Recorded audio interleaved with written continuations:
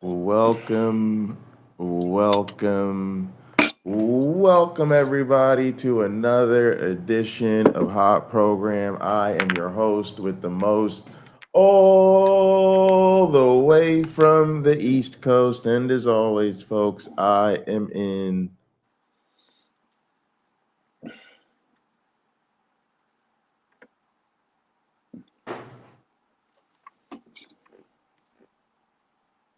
airplane mode, and now a man who wonders if we have proof that there is no God and that farts often sound funny but smell bad. A man who needs no introduction. How you doing today, my own black friend? I'm doing well, Pocket Locker. Can you see me? Nope. What the Tim LaHaye is going on here? Um, how about There we that? go. Is that Yep, better? that's better. All right. That is better. So, I'm doing uh, okay. good to see everybody here. I see PC. I see Liz Allen. I see Victoria. I see Sarah's in the house. It's great to see everybody. Great to see everybody. Pocket Locker, Um, I have a question. sure. If I send you a picture via email or text, can you share it with our audience so they can see what the baby looks like? She's asleep right now. If you send it to me via email, is probably better. Okay. Yeah, thanks for joining Yeah. us, everyone. I'm replying to your last email. And let's see.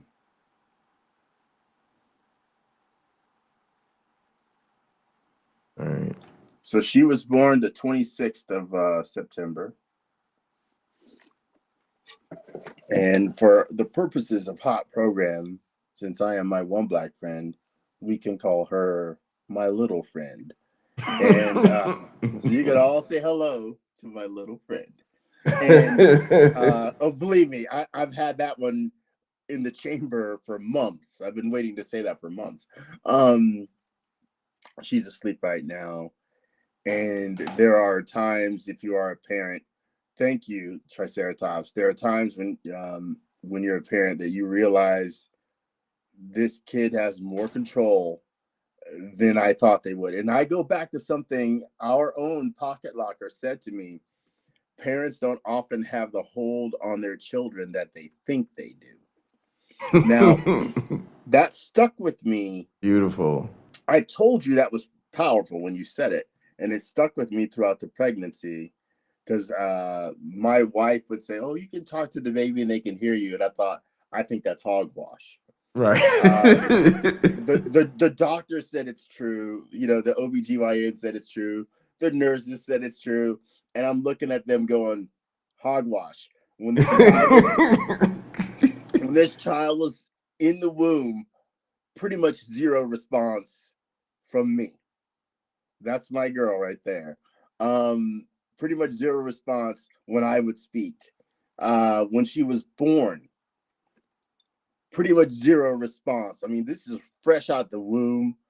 There were some complications with my wife. They had to rush her to an emergency room to operate. All the nurses left. It's me and my little friend there in the incubator crib thingy. I don't know what they call it. Newborn heater unit, whatever. And she's holding on to my finger, and I'm talking to her. She didn't even look up. She didn't roll over. I was just something to hold on to after they wheeled her mother away. Now it's a little bit better because I burp her and I change her diapers, which I am not quick at all. She protests, and I don't get it. Like, look, I'm like helping you out here. She does not care. Nah, nah. Babies don't know. All right, so beautiful. Mm-hmm. Congratulations. That's Thank super you. exciting. And by the way, I Uh, haven't asked her, Pocket Locker, I have not asked her if she believes in a God. I'm pretty sure since she doesn't talk anyway, she won't know what I'm talking about. no, no. No. I think we're all born non-believers, and It's just a question of whether or not somebody can get the other stuff to stick. Yeah, the indoctrination. Just shove that in the brain while they're small. All right, so let me get over here to this other scene. See, I don't know what's going on. It looks like my screen share is really messed up for some reason. Yeah, like it's not showing. It For some looks reason. good on. It looks good on my end. Like you can see the screen. I can see your screen. Well, I'll tell you what I see, and the audience can tell us what they see. I see the video you wanted to show earlier. To the right of That's that, so there's weird. video I of you, can't. and then underneath there's video of me. The baby photo's gone. Yeah, I can't see the. For some reason, I can't see the video. I don't know what's going on. All right, hang on. I'll be right back. They had to do a get to know daddy campaign with Liz Allen. I wonder what that means. Triceratops said they can feel the vibrations. I got a pretty deep voice. I don't think my kid cares. She might one day, but she doesn't yet. All right, there we go. There we go. Thank All you, right, Lucky gang. So Patrice. let's get into it. This guy is this is a new guy. I guess he's responding to Alex O'Connor. He's actually a small channel, John Bruce Leonard, and for some reason he gives me like Christian nitty vibes, like this Christian Definitely. like discount great value nitty vibes. Hated video of all time.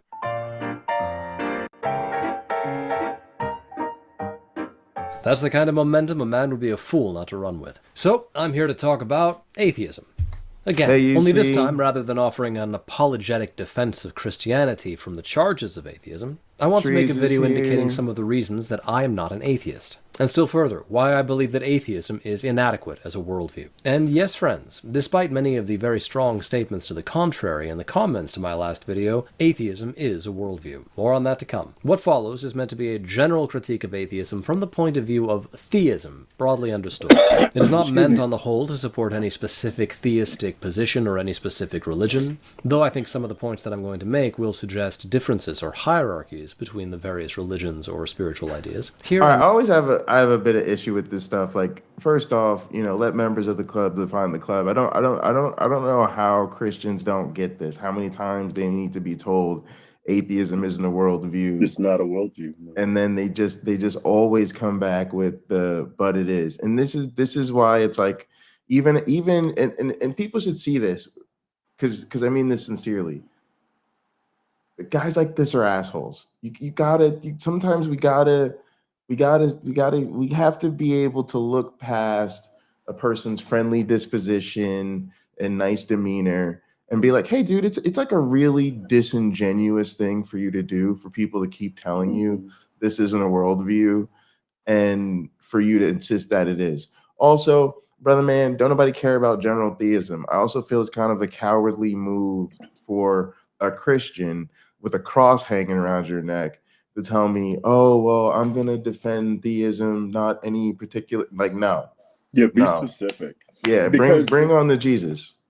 Now we have to say why that's a valuable tactic for them, because the deficiencies within their religion can go unargued when they make it a generic God and not their specific one, right? Who is genocidal, who steals people's land, who comes up with all sorts of horrible things. I go right to Ezekiel 20, where he admits to having the Hebrews sacrifice their own children to him, like that was ever a good idea. He gave them statutes they could not follow, to horrify them, laws that were not good. And yet, in the same passage, doesn't tell you which ones were good. So there may be things that Christians, I say this to Christians sometimes, there may be things today that many Christians will decry that were one of those laws that we're not good? How do you know? How do you know? And I'm not saying mixed fabrics, right? That's, from our modern perspective, that's a fairly innocent one, wearing mixed fabrics. But when we meet someone who's prejudiced against homosexuals or trans people, that's baked in, it seems, into the religion. But that may be one of the statutes that's not good in the eyes of the Ezekiel 20 God, because you are taking a human being and denying who they are, not appreciating who they are, not loving who they are, but they're to be attacked or ostracized in the mind of some hashtag not all Christians.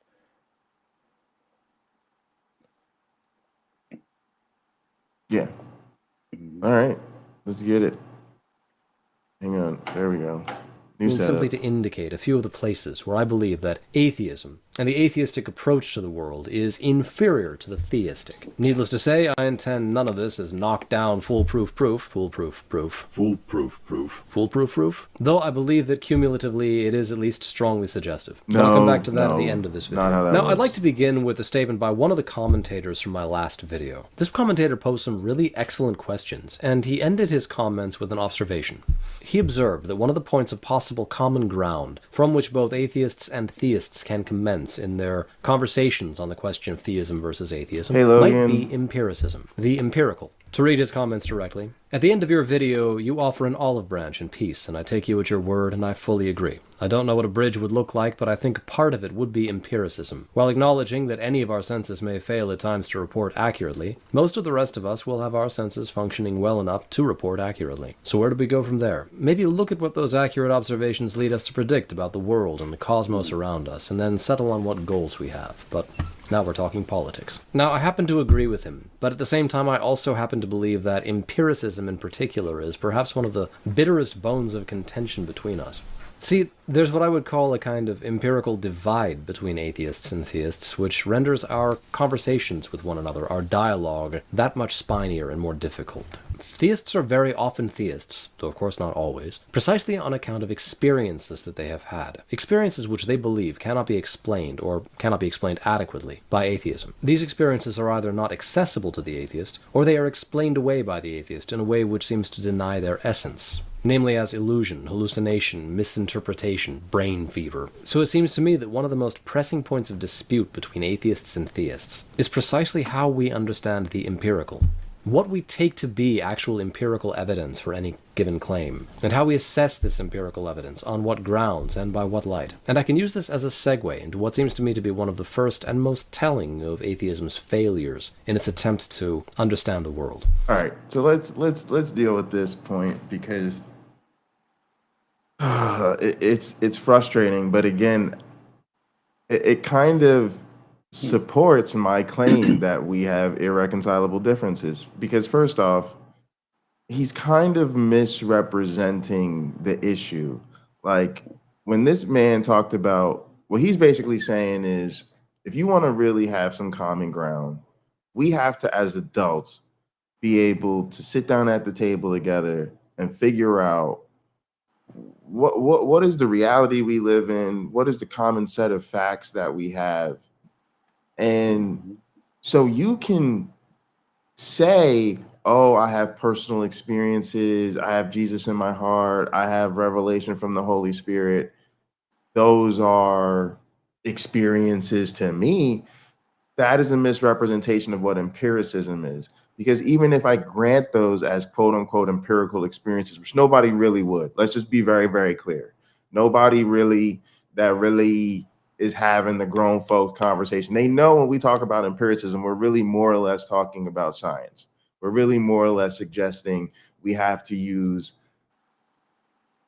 the scientific method to determine what's going on around us. Why? Because that is the only empirical, peer-reviewed, sort of, it's the best we've got. And there's really no disputing that. It's facilitated everything in our modern world, our medicine, our technology. It's what we educate people on when we send them to universities.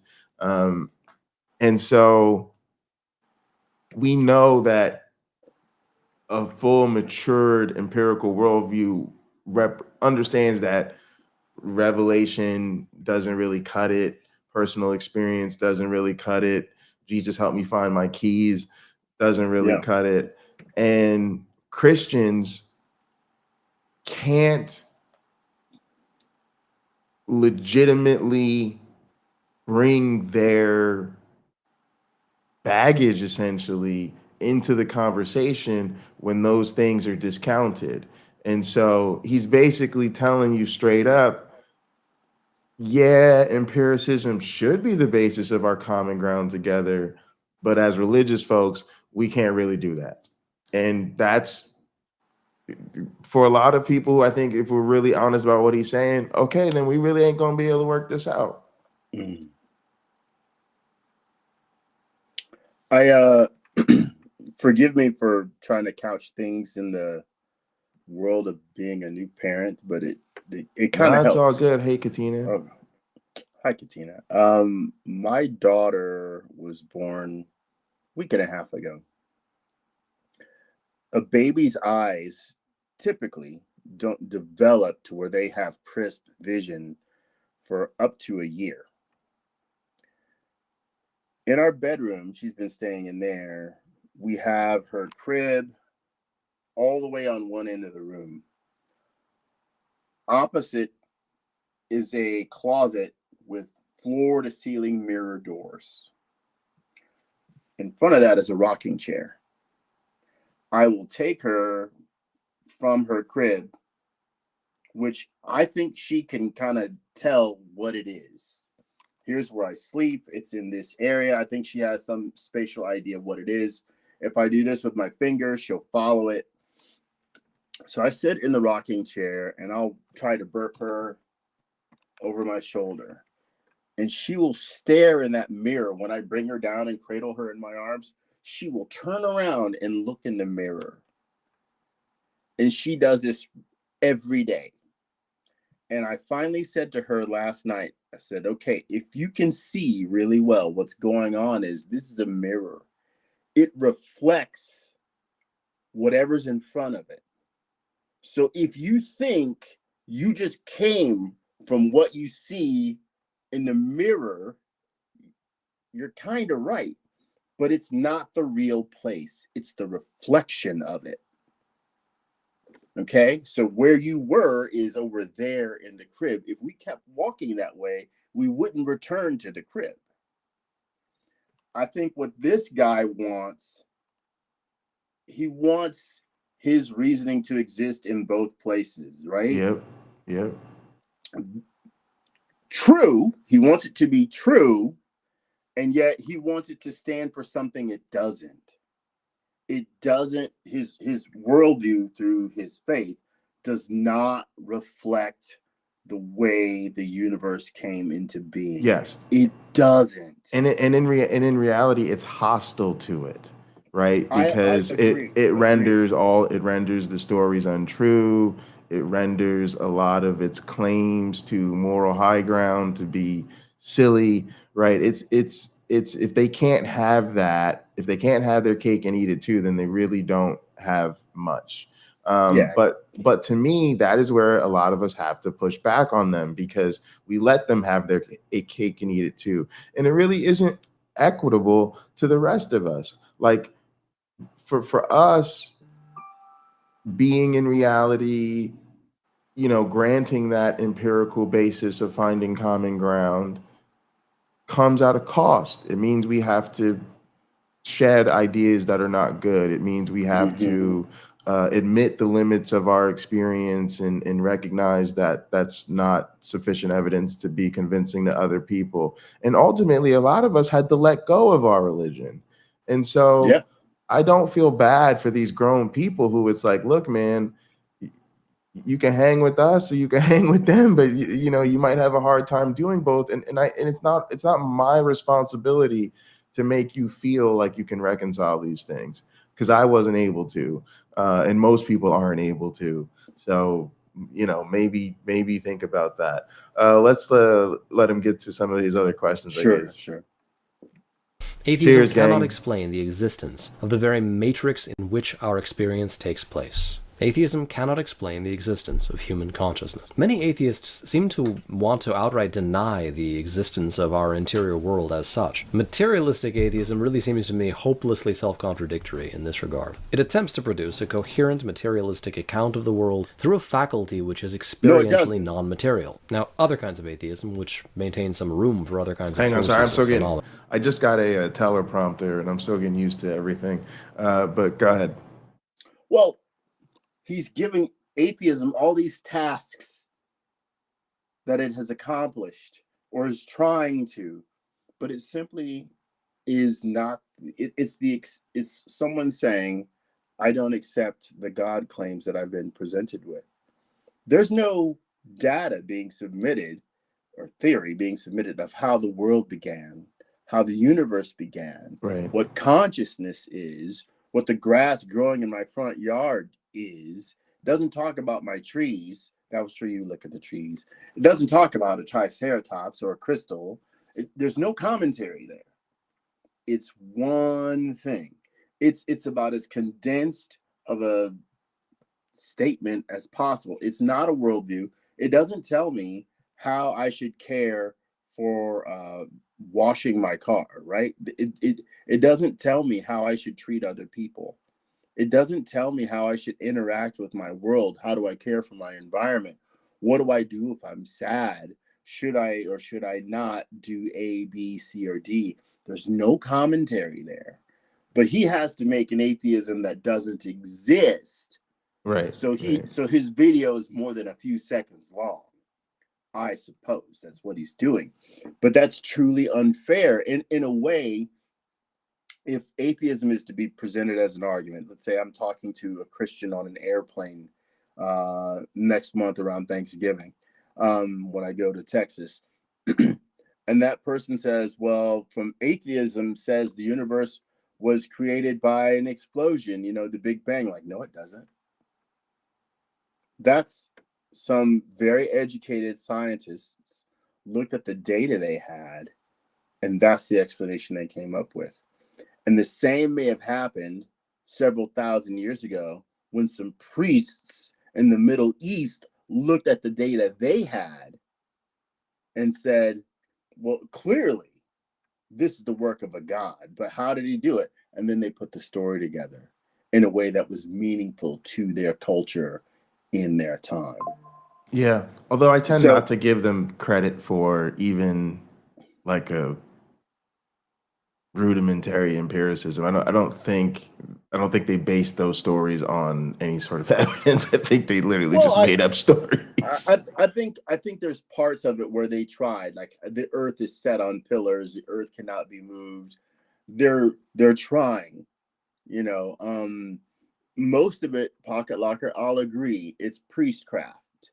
As one of my ex-girlfriends once said in an argument, Nobel Priest Prize. She meant to say Peace Prize, but yeah, these guys could win the Nobel Priest Prize if there was such a thing for coming up with such a detailed religion. But clearly it grew, right? As people brought up problems, and generations later, the priests came along and solved them. There are areas, and I've mentioned this on Hot Program before, where the Bible is absolutely brilliant. The grift is super strong with the priests. It says, hey, the priesthood is the inheritance of the priest. They're not supposed to own land. So in a way, now the priests don't have to take care of the land. They don't really have to work outside of the temple, and they get all this money and food brought to them.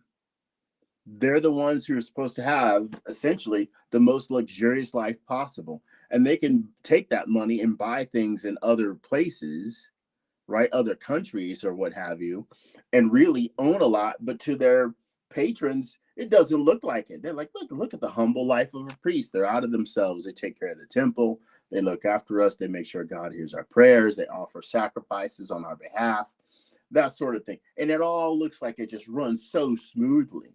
And sometimes you put in your holy text, God says no. If it's not his will, he's not going to do it, even if you petition him, because everything he does works for the good of the people, including you. So the system is so refined, so many of the questions have been answered that it looks like it's faultless. But it's not. No, definitely. They're cracks, right? They're cracks in the marble. It's a flawed veneer. And it's a veneer covering reality, if you will. All right, here we go. Do not suffer from so blatant a self-contradiction. The question, of course, is whether they are actually able to give an account of consciousness, or if they are constrained merely to leaving the question unanswered. Now, some atheists are actually content to simply leave the question open, either indefinitely or at least until science can work its magic and come up with a suitable account. And I think that this kind of agnosticism on this particular point is actually the most self-consistent position that an atheist today can take. For of course, it would be absurd to insist that the atheist should for some reason be able to explain all of the mysteries of the universe, and to answer all of its questions. The problem only really arises when there is another view of the world which explains phenomena that the atheist is unable to explain, because this would suggest limitations in the atheist's view. Now, theism offers explanations for the soul. It offers explanations for consciousness. The atheist, particularly if he is strongly scientifically minded, might be inclined to deny the validity of these explanations. Of course. But he can't deny that these explanations are given, and that they course. seem to make sense to a great many more philosophical. Can you pause it, please? I swear to you, I'm not making fun when I say this. So my wife is Cuban. She's from Cuba. She practices the Afro-Cuban religion. As an atheist, listen to this guy. As an atheist, if he asks me, okay, you're on your way to the hospital so the baby can be born, how do you know? How can you ensure, atheists, that everything will go flawlessly, where there's no danger to your wife or the baby or yourself or anyone else involved? How can you do that? I would have to be honest and say my atheism doesn't comment on that. But I have some responsibilities. I have to drive safely. I have to know the path to the hospital. When we get there, we have to do everything they ask of us. And then there's a certain amount of luck involved because giving birth is dangerous. Indeed, my wife almost died. But my wife practices the Afro-Cuban religion. So we had to drive, I kid you not, to an intersection where she took an egg, a raw egg, and threw it into the intersection. Because in the Afro-Cuban religion, that brings you luck. Oh my goodness. Science, people. To borrow something from David Fitzgerald, science, people. Now, I'm happy. She told me she wanted to do that, and I'm happy because I'm happy to do it because it satisfies her, right? It calms her down. She's stayed faithful to the practices of her religion. That's not bad. It's not terrible. I'm not demeaning it. But for her and millions of Cubans who also practice that religion, it's a good thing she did that. Because if she hadn't, might she have bled out in the birthing room and died? But because she threw that egg, because the egg is the sacrifice, right? Yeah. To the saint that is paying attention, she made her small sacrifice that was required for the health and survival of mother, baby, and father, and blessing all the hands involved, right? So I could apply that to the rest of this guy's religion. Because we are pleasing God in some way, or he is pleasing God in some way, God will see that things work out for the best. Regardless of how, it doesn't matter how effed up circumstances are, right? It doesn't matter because God is on the case, making sure that ultimately, if things go horribly wrong, in 5 years, you don't have, the feelings lack some of their power that they did when things went to hell. All right, there's this other thing I want to bring out here, so let me try to play this. Perfectly minded people. So these explain, because this would suggest limitations in the atheist to insist that the atheist should for some reason be able to explain all of the mysteries of the universe and to answer all of its questions. The problem only really arises when there is another view of the world which explains phenomena that the atheist is unable to explain, because this would suggest limitations in the atheist's view. Now, theism offers explanations for the soul. It offers explanations for consciousness. The atheist, particularly if he is strongly scientifically minded, might be inclined to deny the validity of these explanations. But he can't deny that these explanations are given and that they seem to make sense to a great many more philosophically minded people. So the atheist...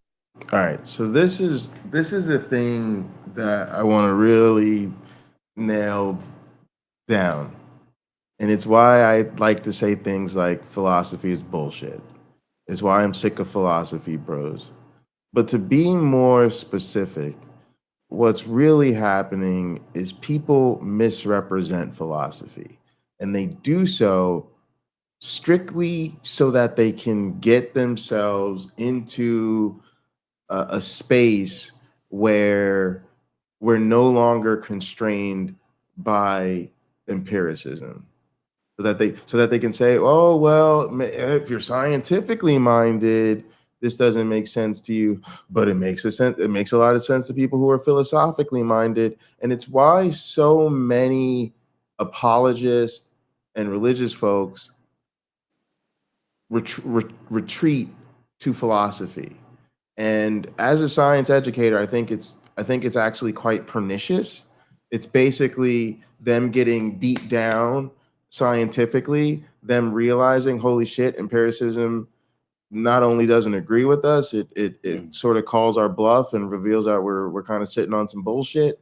So then instead, let's go talk about the philosophical, so that we don't have to worry about experiments or data or peer review or falsifiable hypothesis or any of that nonsense. Now we can just talk about ideas and what seems to make sense.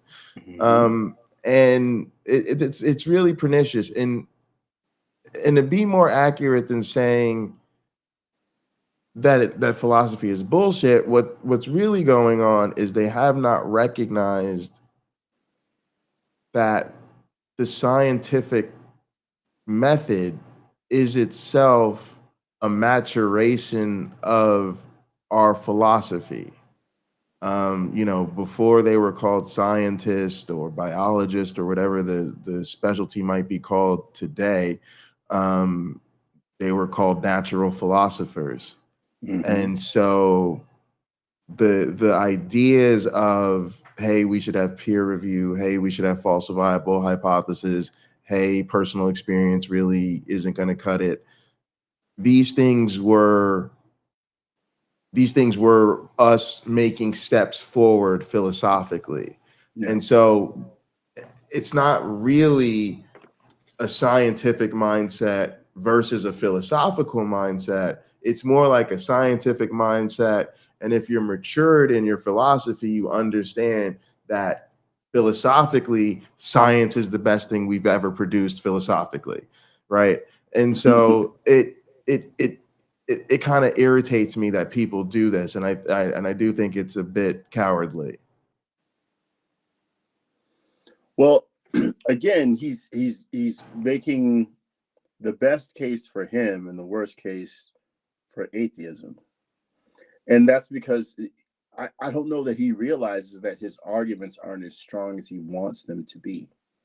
Right, they're just his pets, right? They're just what he adores in the moment, what he clings to, leans on in the moment. It's not that it's facts. And that's what he should be after anyway. What are the facts? What's real?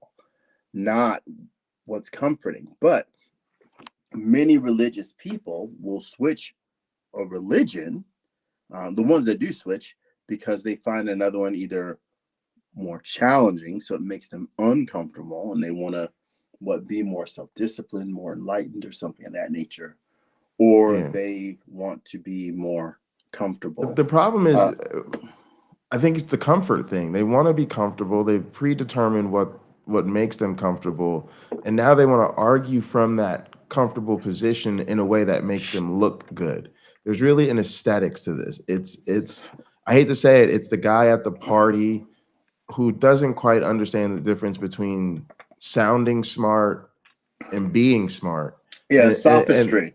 Yeah, sophistry. And a lot of times that's the result because, you know, people humor him at parties. Maybe, you know, I'm thinking of a guy who's into girls, but, you know, maybe women go for that type of thing in their life or whatever. And people think they're cute or whatever. And it's like, then they run up to some people who actually are like listening to what they're saying. And they're like, wait, this person actually doesn't have a clue what they're talking about. And I do think a lot of these guys fall into this trap, because that is sort of, I think it goes a lot with their privilege. Like their privilege is, if I sound smart, if I look sophisticated, you know, people are going to give me the benefit of the doubt, and they're going to tell me how smart I am. And I really do think they've lacked real critical feedback that they need. Like a lot of these people really nobody's invested enough in them to tell them like, you're wrong and here's why you're wrong. Yeah, I definitely, we're getting from this guy, feeling this made me feel good. There's a validation that comes from his version of the Christian faith. So the things he's doing, it seems that God is smiling upon him.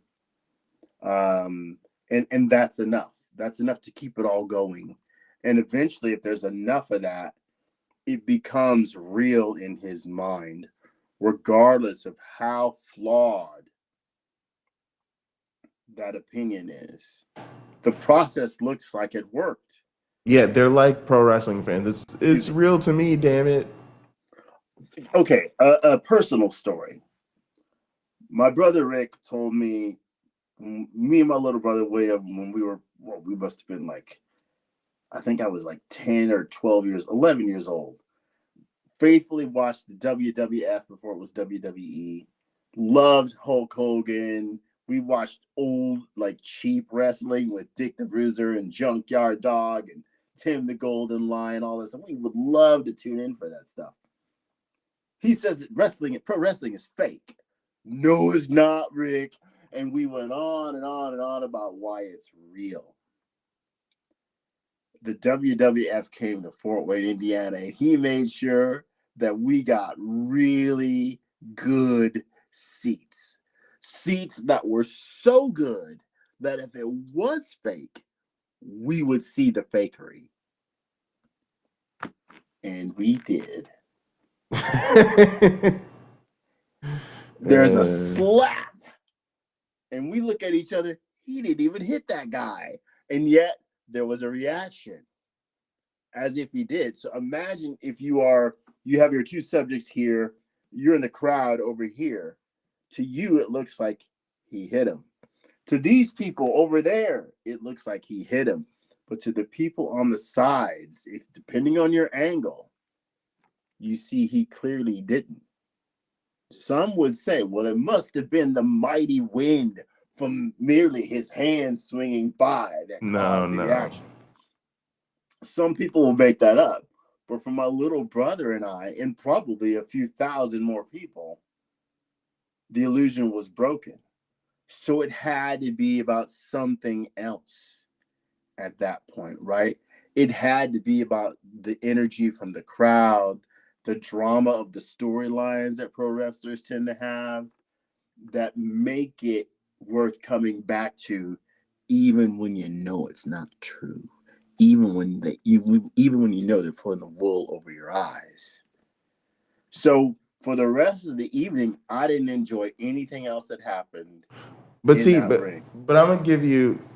So I went through that as a young person as well. But for a lot of us, we became more interested in it. That was like just the beginning. It's like, oh, now I really need to know what's going on.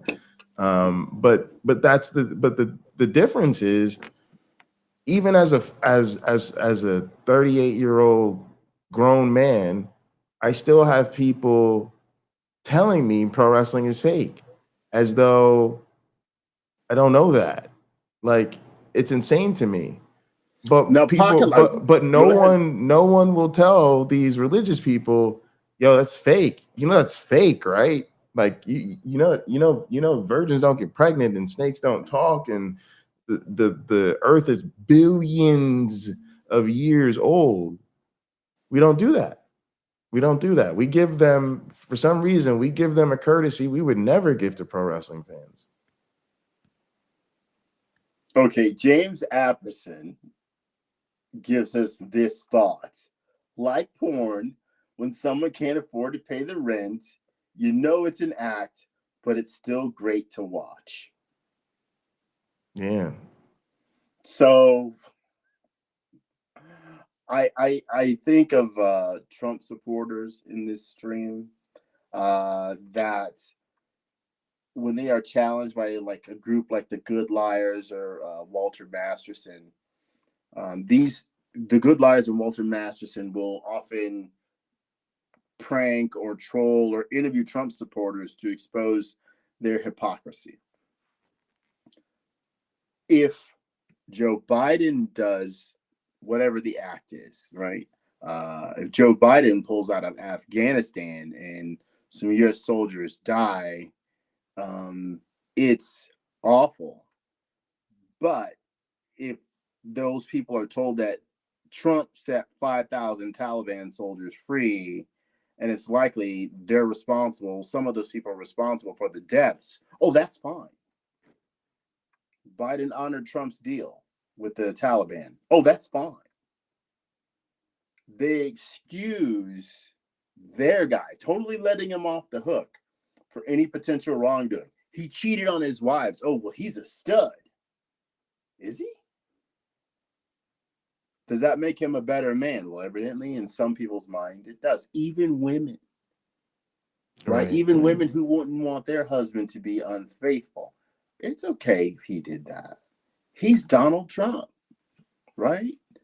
So it's just really sad that not all religious people, but that guy wants a double standard. He wants his perspective to be the right one. And he not only comes from that personally, he wants us to adopt his perspective and think he's right as well. Right.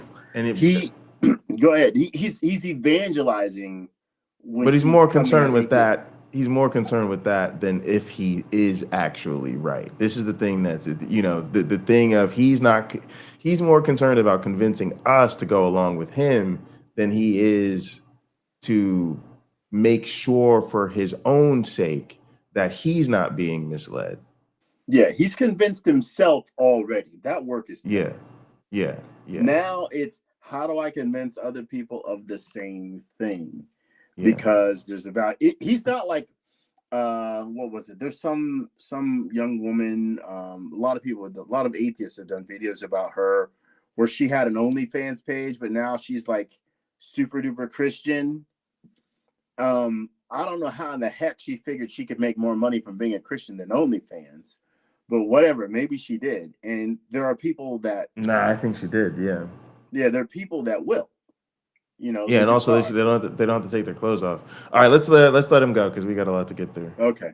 He does have an interest, insofar as it's possible to him, to offer better explanations for this phenomenon, which in this case would mean more scientific explanations. These kinds of explanations will most often come down to the attempt to explain consciousness as a kind of evolutionary phenomenon, or epiphenomenon, something which results from or accompanies the evolutionary development of that animal known as the human beings. And I think following this train of thought, the atheist can actually give a fairly coherent account of the human being as a kind of sophisticated machine or robot. He will apply the terms of our common language, things like hunger, desire, fear, love, etc., to various internal physiological mechanisms. He will even be able to render much of this in strictly mathematical terms. But the one thing he will not be able to do is explain how any of this should have actually become conscious, or how these chemical and physiological events that he's able to isolate and define differ from the conscious events which seem to accompany them, or even what consciousness itself is. His explanation of consciousness, whatever form that might specifically take, will locate consciousness at the tail end of a long process, a long course of development, probably an evolutionary course of development.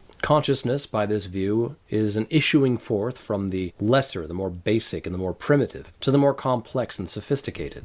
And the question emerges here, can consciousness actually be explained in this way? Can it be explained as an evolutionary development from the less to the more complex? Or must we finally conclude that it is necessarily a movement of the high to the low? This would be, more or less, a summation of most theistic approaches to this question. Theism tends to interpret the world as a kind of hierarchy which emanates downward from the Godhead. Evolution tends to see the world as a composite of elements or pieces which, all working in assembly in accordance with laws, build towards something that's higher. And if we phrase the problem in this way, we can see that the problem of consciousness might, from an atheistic perspective, be regarded merely as a subset of the problem of life. Now, I think I can go out on a limb here and say, well, all right, hey, I don't know what this dude is even rambling about at this point, because he's like consciousness, evolution, atheism, theism is top down, evolution is bottom up. Look, again, this is just cope. A lot of this is just cope. The reality is these people just, I have colleagues that are like this because I work at a Catholic university now. I have people who are colleagues of mine that are believers that don't believe in evolution. And I really hate to be the one to say this, but I tell them, like, you shouldn't work here. You shouldn't be in a biology department. Like when I tell my students about them and my students laugh about them. Like they're like, really? Like, yeah, I'm not even gonna tell you who because it's so embarrassing. We teach in our textbooks that evolution is the core of modern biology. It's in the first chapter, and it's all throughout the book. Evolution is the most well-supported theory in the history of science. So at this point, it's just embarrassing when people want to act like somehow this is something that's up for debate. It's not up for debate. The other thing is, even the people that accept it but still are Christians, like they're not being scientific, right? Like you can say evolution is just how God did it, but that is theology. That is not science. Science is natural explanations for natural phenomenon. Having sufficient evidence for evolution means just that. It means that it is a natural phenomenon, and literally by definition, there's no supernatural entity behind it. So it's just really sad. But again, he's just jumbling a bunch of stuff because this really doesn't have anything to do with atheism. But I think he's trying to really, paint a picture where we have to explain consciousness as some sort of really special problem that only God can solve, when in reality, it's just brain phenomena. They're just brains. It's just an emergent property of brains. It's what evolution has produced in organisms that have a lot of agency or a lot of decisions to make, a lot of potential responses in response. Sorry, a lot of different things they could do in response to what's going on in their environment. And so it's just really not that special of a problem. It's like a brain needs to recognize itself in physical space so that I can go, oh, if I feel too warm, I'm too warm, I should go turn up the air conditioning. I'm hungry. I need to recognize that I am in control of the hungry body that needs to go into the kitchen and make myself a meal. I am horny. I need to like text this big booty girl and figure out what she's doing later on tonight. Like it's really not that special, and it's so annoying. It's so like talking to 8th graders who like insist that these are the big unexplainable phenomena, and it's just like, no, we figured this out. We don't need your God to figure it out. Let's move on. When you are obviously a scientist and you're teaching this to other people, understanding that evolution is this sort of process, if you will. You might even say someone might say a guiding force that led humans to where we are today in terms of our development of our bodies, our genetic cells, and maybe to some degree even our psychological selves. I don't know if that plays a part in it.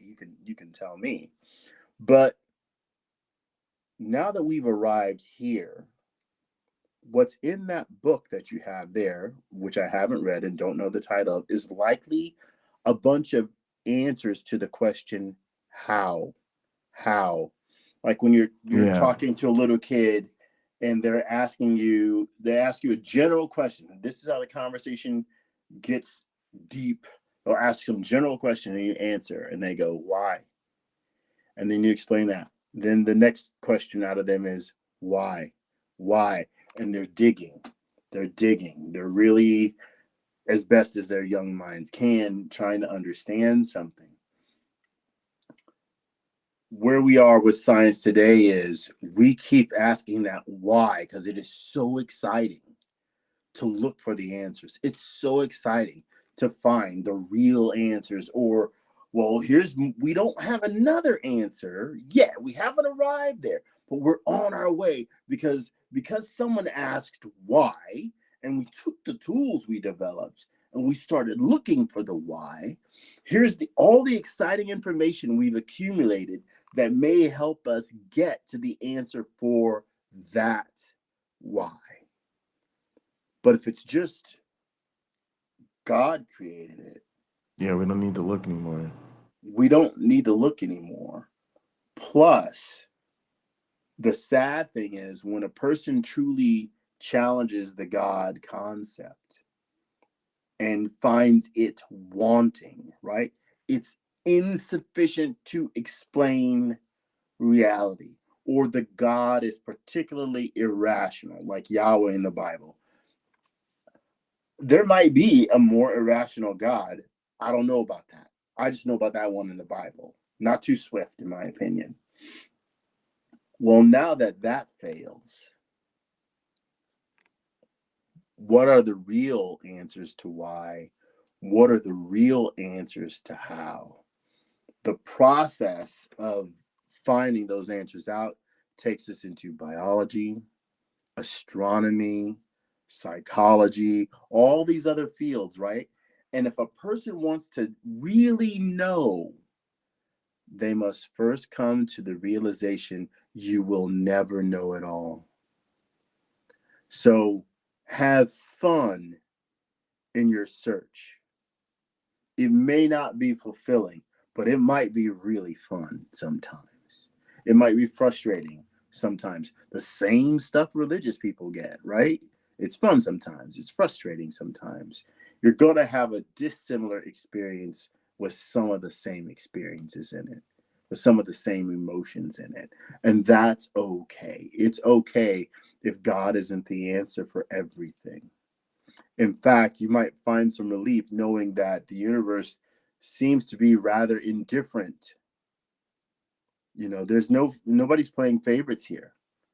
And there isn't a chosen this, there isn't a chosen that, there isn't a chosen people. It's all things coinciding or not. Yeah. Let's all right, let's keep going.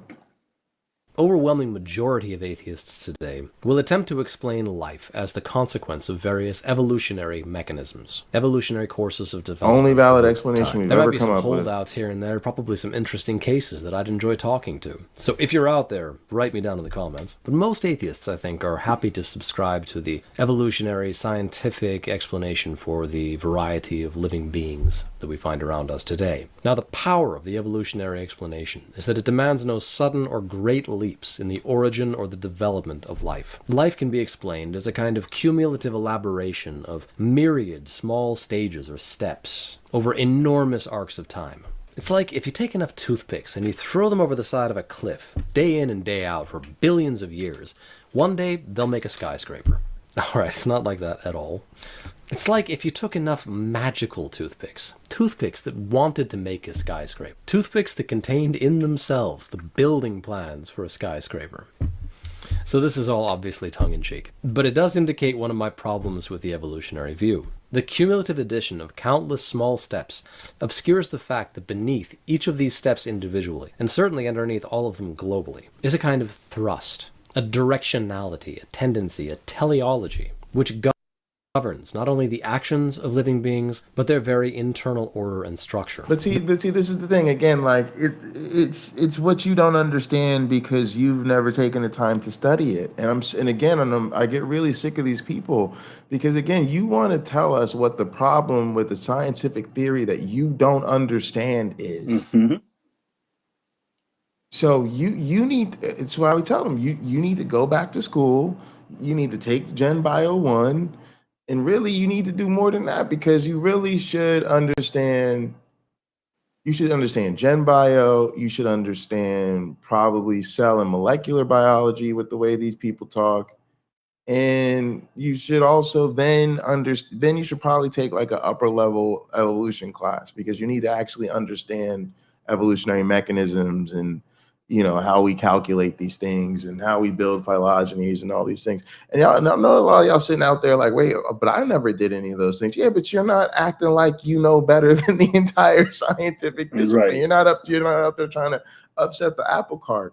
So it's really annoying. And no, if anything, it's more like tossing toothpicks off the side of a bridge, and then eventually they make a very messy and ugly dam, and that dam works. The dam can still work, and it blocks up the water, and then there's dry land on the other side, and then all of a sudden we get bugs and insects and things that are creeping in the mud on one side, and on the other side we get aquatic plants and aquatic insects and all that type of shit. That's what evolution's like.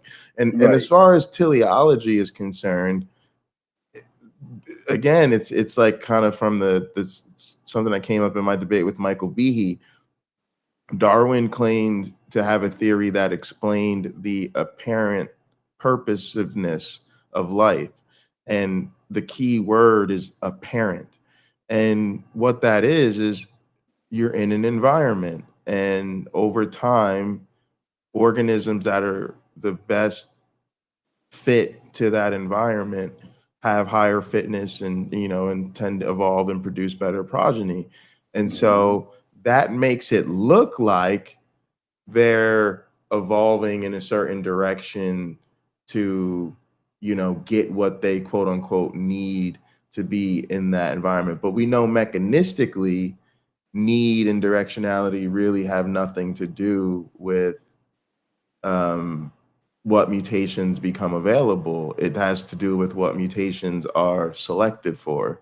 And so when they're just misrepresenting the entire process, and it's like he doesn't even understand a very basic fundamental explanation of evolution. And instead we get the what he has is basically the religious apologist explanation of evolution. And again, it's just the type of thing where somebody needs to just tell him he's wrong. Like, bro, you don't understand how this works. You were educated. You were clearly educated on this issue by people who did not want you to understand it. Now that's what you should go home and ask yourself about. Why did these people not want me to understand the truth about evolution? That's the real question this person needs to be asking themselves. Well, this guy, Pocket Locker, isn't good at analogies. You might like. He's also not good at analogies. you might like his analogy if you listen to it a second time. Remember, his toothpick, each toothpick had the plans for building a skyscraper on it. Well, that mimics what? Like gene expression and stuff. Exactly. He's not wrong, so but he says it as though it's unbelievable when in fact it's the mundane reality. That's not how skyscrapers work either. Also, yes. Skyscrapers don't have cell. If you have cell division in the skyscraper, absolutely, it's might be coming down. You might want to get out and get right. Yes, look, it's dividing. Holy crap! There was a South Park episode about stem cells. Like you can grow another Shakey's pizza if you have enough stem cells, and you cover one, and it just grows another. He wants he wants the world to work in a particular way that meets the bounds of his intelligence. The world works in a way that it exceeds the bounds of everyone's intelligence. Right. The universe is the same. It exceeds the bounds of everyone's intelligence. And there are people who are fascinated by this. I would argue that your theist colleagues, that's exciting to them. And in fact, think of it, they have to find a path where their faith can exist alongside the knowledge that they paid someone to make sure they learned, right? They paid their professors to teach them so they could arrive at a level where they could then teach others. And yet, maybe on the way home or at home with their family, they say a prayer before they enjoy their meal. They say a prayer when someone's sick. Now, they might still run to the medicine cabinet and grab that prescription and give it to that loved one so that they can heal properly. But they also are calling upon what they suppose is a supernatural force that's up there or out there that's working for the good of them and the people they know and love. And I guess in strangers too. Yeah. So they have to reconcile those things, or they don't. Right? They're, as I think it was Stephen Jay Gould, they're non-overlapping magisterium. Might they say that about their faith and science? These two things, which don't coincide. Which is like the biggest disagreement I have with Stephen Jay Gould. All right, let's keep going. Sure. The development of an animal from a mere grouping of cells already indicates a certain end-driven or purposeful activity, an aiming toward a complete form, and a form more or less which is already implicit in the group of cells itself. It's very difficult to explain life and living creatures without reference to teleology. But science, for reasons of its methodology, eschews teleology. The devotees of science very often want to claim that teleology doesn't exist, because science can't get its hooks into teleology. Now, this is a quick overview of a complicated problem. Teleology is much discussed in scientific circles, particularly, not surprisingly, within biology.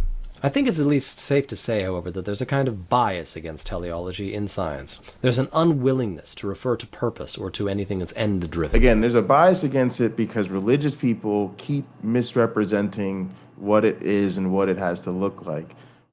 I taught, with Rob Pennock, we taught a philosophy of science class. We talked to our students about teleology. We explained exactly what I explained to you guys before.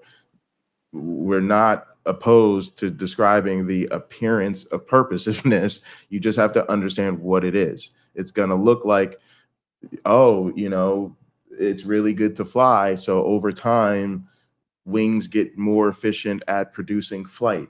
That isn't a God saying there's a purpose to the mutations that lead to better wings. It's better and better wings make them more and more adapt at environments where flight is advantageous. So as long as you understand that, we don't care if you talk about teleology and purposiveness, as long as you understand that it isn't code for God did it. The problem is anytime Christians enter the room, they turn all that stuff to mean code for God did it because they're relying on the teleological argument, which is the watchmaker argument. And the watchmaker argument is a bunch of bunk. So, that's the issue.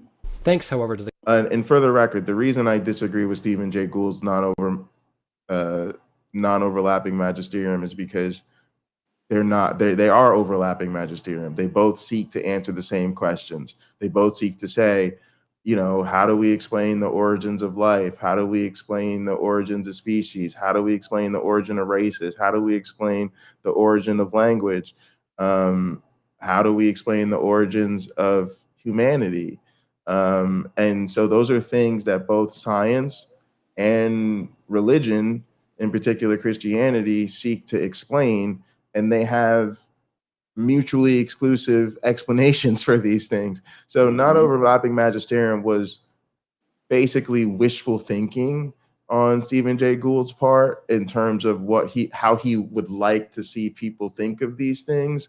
But in reality, there's a really serious reason for these conflicts, and he was just trying to avoid dealing with the conflict because he himself was a Christian who still participated in church because he liked singing in the choir. He enjoyed the traditions, and so he kind of was like Dawkins in the sense that he saw himself as a cultural Christian, and so he was effectively making an argument for cultural Christianity. The kind of explanation which is deployed by evolution, the scientific or scientistic thinker has an easy way out here. Everything about living organisms which can be explained scientifically is clearly scientific. Everything which cannot be so explained will be one day. It simply hasn't been discovered yet, or the evidence for it hasn't become clear, or it hasn't been submitted to scientific inquiry in the right way. But science will be able to explain everything one day. Now, I don't believe that this is an error to which all atheists fall prey, but I think it is one to which they seem to be especially prone, particularly in the context of attempting to understand the nature of life. And I think the problem here should be clear enough. Atheists often like, and not always wrongly, to take theists to task for introducing the so-called God. This is true, that most Christians accept evolution and Big Bang and climate change. The problem I have is that they're not scientific when they turn around and then say things like they were created and things like that. So they do tend to accept them, but they tend to accept them and still not acknowledge any sort of implications for their religious beliefs. So it's a very... Go ahead. Well, you finish, and I'll go ahead and... No, yeah, I'm just saying. So they accept them, but if you really push, it's sort of a God did it. Oh, I accept evolution. I just think that's how God created us. Oh, I accept the Big Bang. I just know who banged it. So it really turns into theology. Well, you want the idea to be honest and pure. I guess you want the acceptance to be honest and pure. Because if I say, if I'm a theist, if I say I believe in evolution, and then my next breath, I say because God used evolution to create living beings as we see them today. Wait, we have a special guest. Exactly. And now a young lady who was born needs with no Liza, introduction. And now a young lady who was born with Liza Minnelli's haircut, except for in the back. A baby who needs no introduction. Say hello to my little friend. Hey. Hi. They're saying hi. Do you want to acknowledge that there are millions of people potentially watching on the internet? Are you going to cry now? Yes. She's going to cry now? She's trying to go back to sleep. She's like, why are y'all waking me? Why are y'all messing with me? I'm trying to sleep. Yeah, I think coming down the stairs put her back to sleep. But anyway, thank you for joining us. She's adorable. I think my co-host Pocket Locker says you're adorable. She's stretching. She's trying to poop. She's trying to poop. Uh-oh. Definitely. She's trying to poop. No, we don't want that. Bicycle kicks. I don't think you can show that on YouTube. If we keep the diaper on. Thank you, Uncle. So she kicks her legs like this when she's trying to poop because the muscles that control that aren't well developed. Obviously, she never had to. She didn't have to poop 2 weeks ago, but she does now. So she's trying to get those. She's sort of has to kick it out. So when she's sleeping, she kind of gets the urge and she'll wake up. And there's a particular cry she makes when she's going to do it. So often I'll hear this and I'll get out of bed in anticipation for the sound that she has pooped, and then I'll go change her. But it's really interesting, and I talked to the pediatrician about it. So now I'm trying to work with her to help her do the bicycle kick kind of thing more efficiently and move her legs in a way that help her strengthen that stuff. Now, I realize this is a lot of pressure for a kid that's not even 10 days old. But, I try to be helpful. And, it was good. Now she's made her internet debut. I'll screenshot this for her little scrapbook. And one day she won't care. And one day she won't care. All right, let's let our guy keep going here. Okay. Lot of the gaps, but they are perfectly willing to assign to science an analogous role. It's not yet perfectly clear how a given animal developed wings and came to fly, or developed eyes and came to see, or developed reproductive organs and came to reproduce. But these things will become evident one day. Science will make them evident. We know this because science. Science, science, science, science, science, science. And who knows, maybe they're right. Time will tell. But in the meantime, supposing that science will discover things that it hasn't already discovered, seems strangely parallel to an act of faith. Now the problem... See, this guy's just so dishonest. First off, you can tell, again, y'all, you can tell when they really get into it, you could tell that really science and religion are compatible, because man, do they ever get triggered by science. And again, it's more akin to this. You put cold water in a pot. You take a pot, you put cold water in it. You don't really measure the temperature, but you know you turned on the cold water. Maybe you ran your finger under it real quick. Maybe you can feel a little bit of the coolness in the handle of the pot, okay? And then later, you come back to check on it because you're making some tea, and you notice it's starting to maybe fizz a little bit. There's a little bit of steam coming off the pot. Maybe the handle's a bit warmer. So the water's not boiling, but it's getting warmer. You can tell it's warm, but it's not hot enough yet to make your tea. So you go back to your room and your slippers and whatever. And then you come back a few minutes later, and now it's actually boiling. You can see the bubbles, you know, and maybe it's actually a little bit lower in the pot, so you've lost some to evaporation, and now you're ready to make your tea. Okay? Did you observe every increase in temperature? No. You know it was cold.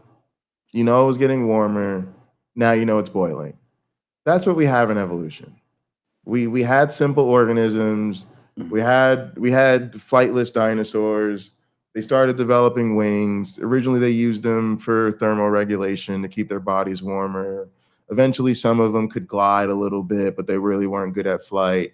Then we have some with like intermediate kind of, they could fly a little bit, but not very well. Now we got birds that travel around the globe in a couple hours. Like what we don't, why do we need to have observed every step to say they evolved flight? We have way more evidence than we need to know they evolved flight. Just like the origin of life. Do we know the exact steps of the origin? No, because nobody was there to observe it, you fucking nincompoop. We're never going to be able to go back and pretend we observed it because we weren't there to observe it. But we know enough to know the Earth is 4.5 billion years old. Life's about 4 billion years old. You know, for about 500,000 years, we had nothing but non-life. Then we have the earliest cells. So we know we didn't have life. Now we have life. Somewhere in there, life evolved. It's just, it gets so annoying really having to pretend like this is a super deep conversation and we're doing a science of the, no, we're not. No, we're not. We're just saying somewhere in there, this had to happen by logical necessity. You say you like the philosophical types. According to your philosophical types, that's how it's supposed to work. It's so crazy. The man said that he spoke about how believing that science will solve this or that or understand this or that is like having faith. I'm gonna disagree. I have a brother who's undergoing stem cell treatments. This wasn't the result of someone praying, right? That they have these treatments that can help him live. Right. The scientists, doctors, researchers involved said, no, we know stem cells are useful in the body for this or that.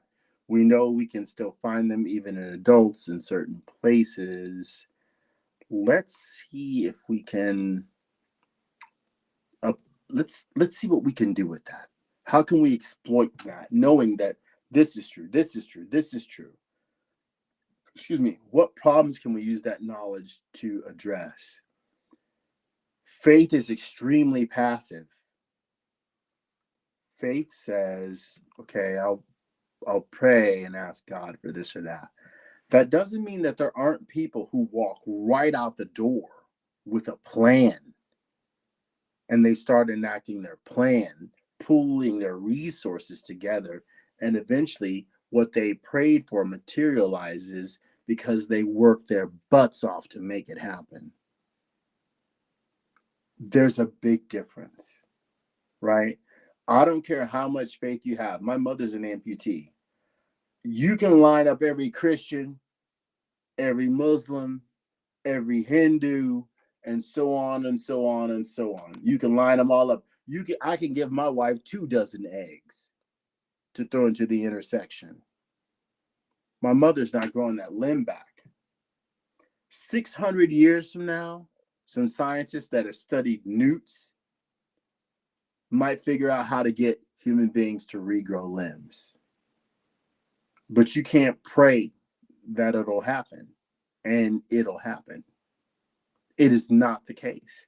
Even I think of when I first got exposed as a believer, I saw that God can't heal, or why doesn't God heal amputees? And like, well, Jesus did heal that one guy's ear.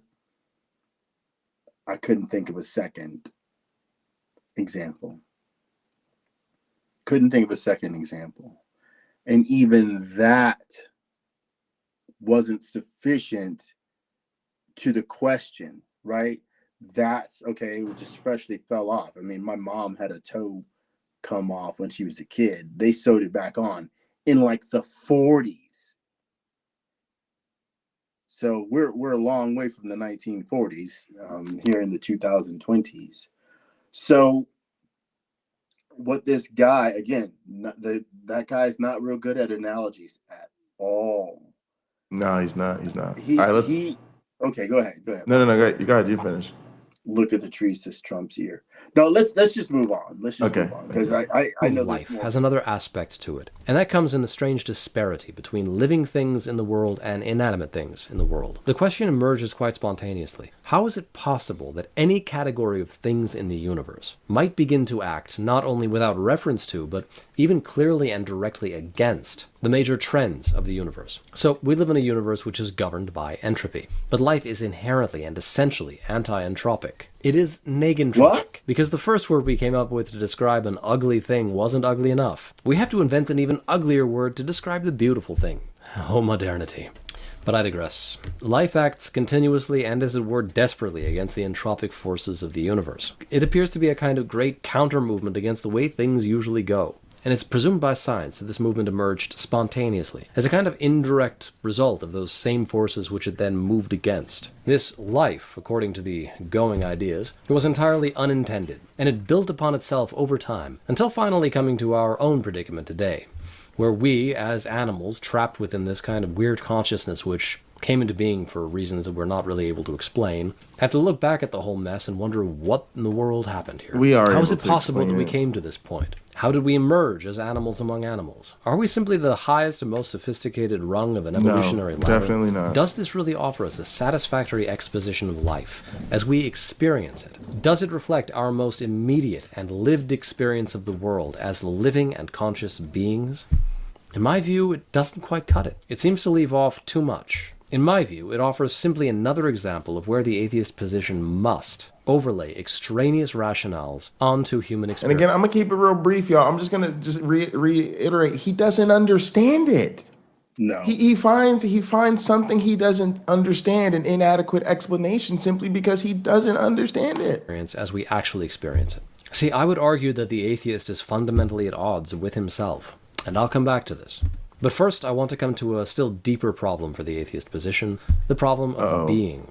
Why is there something rather than nothing? And why should that something that is be an ordered something with qualities and characteristics that make it articulable? The atheist cannot answer this question. The atheist must accept the toothpick, must bow before the toothpick. The atheist is constrained to accept the existence of the cosmos as a great, idiotic datum. It's just a given, somehow, for some reason. The atheist can articulate the world as world, but he cannot explain why there should be such a world, or why this world should be articulable. Now, we often hear a related objection to atheism. Do you really believe that all of this just came about by chance? Where all of this means order, harmony, emotions, structure, beauty, life, trivial things. And honestly, while there's a certain force to that question, I think it's actually missing the fundamental point here. The point is not that all of this came about by chance. The point is almost even the contrary. The point is that it came about in accordance with previously extant laws and order-bringing patterns. It's not the accidental or arbitrary nature of the universe, but its determinacy, its order, and its inner coherency, which is the fundamentally and inexplicably mysterious thing. I mean, the existence of a cosmos ruled continually by chance and by flux would be easier to understand, from an outside perspective, naturally, than is the existence of a cosmos which is governed by law, structure, and rational pattern. If an ordered cosmos simply is, that makes for an impenetrable enigma. But if it is the way that it is, because it was made so by a creator... Can you pause it? Okay. He's talking about there being a maker and there not being a maker. As a child, I went to one of these like after school programs. I went to many of them. One day, we made kaleidoscopes.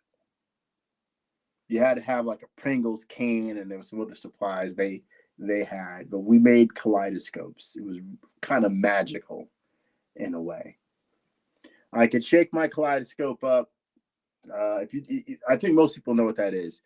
Think of like a spyglass, but when you shake up, there's confetti in it, if you will. When you shake it up, there's often some sort of pattern that the confetti conforms itself to, and you can shake it up again and look in there. Sometimes it's beautiful what you see. It's not just a jumbled mess of colors and forms. It's beautiful. The universe, in a way, is like that kaleidoscope. What we see sometimes is a mess to our eyes, but there are other things we look at that are really beautiful and seemed ordered, right? But it's just me shaking up confetti in a can, basically. I don't think there was a creator. I don't suppose there was a creator. These elements can come into being through processes of stars exploding and atoms combining, right? It can be that simple for me.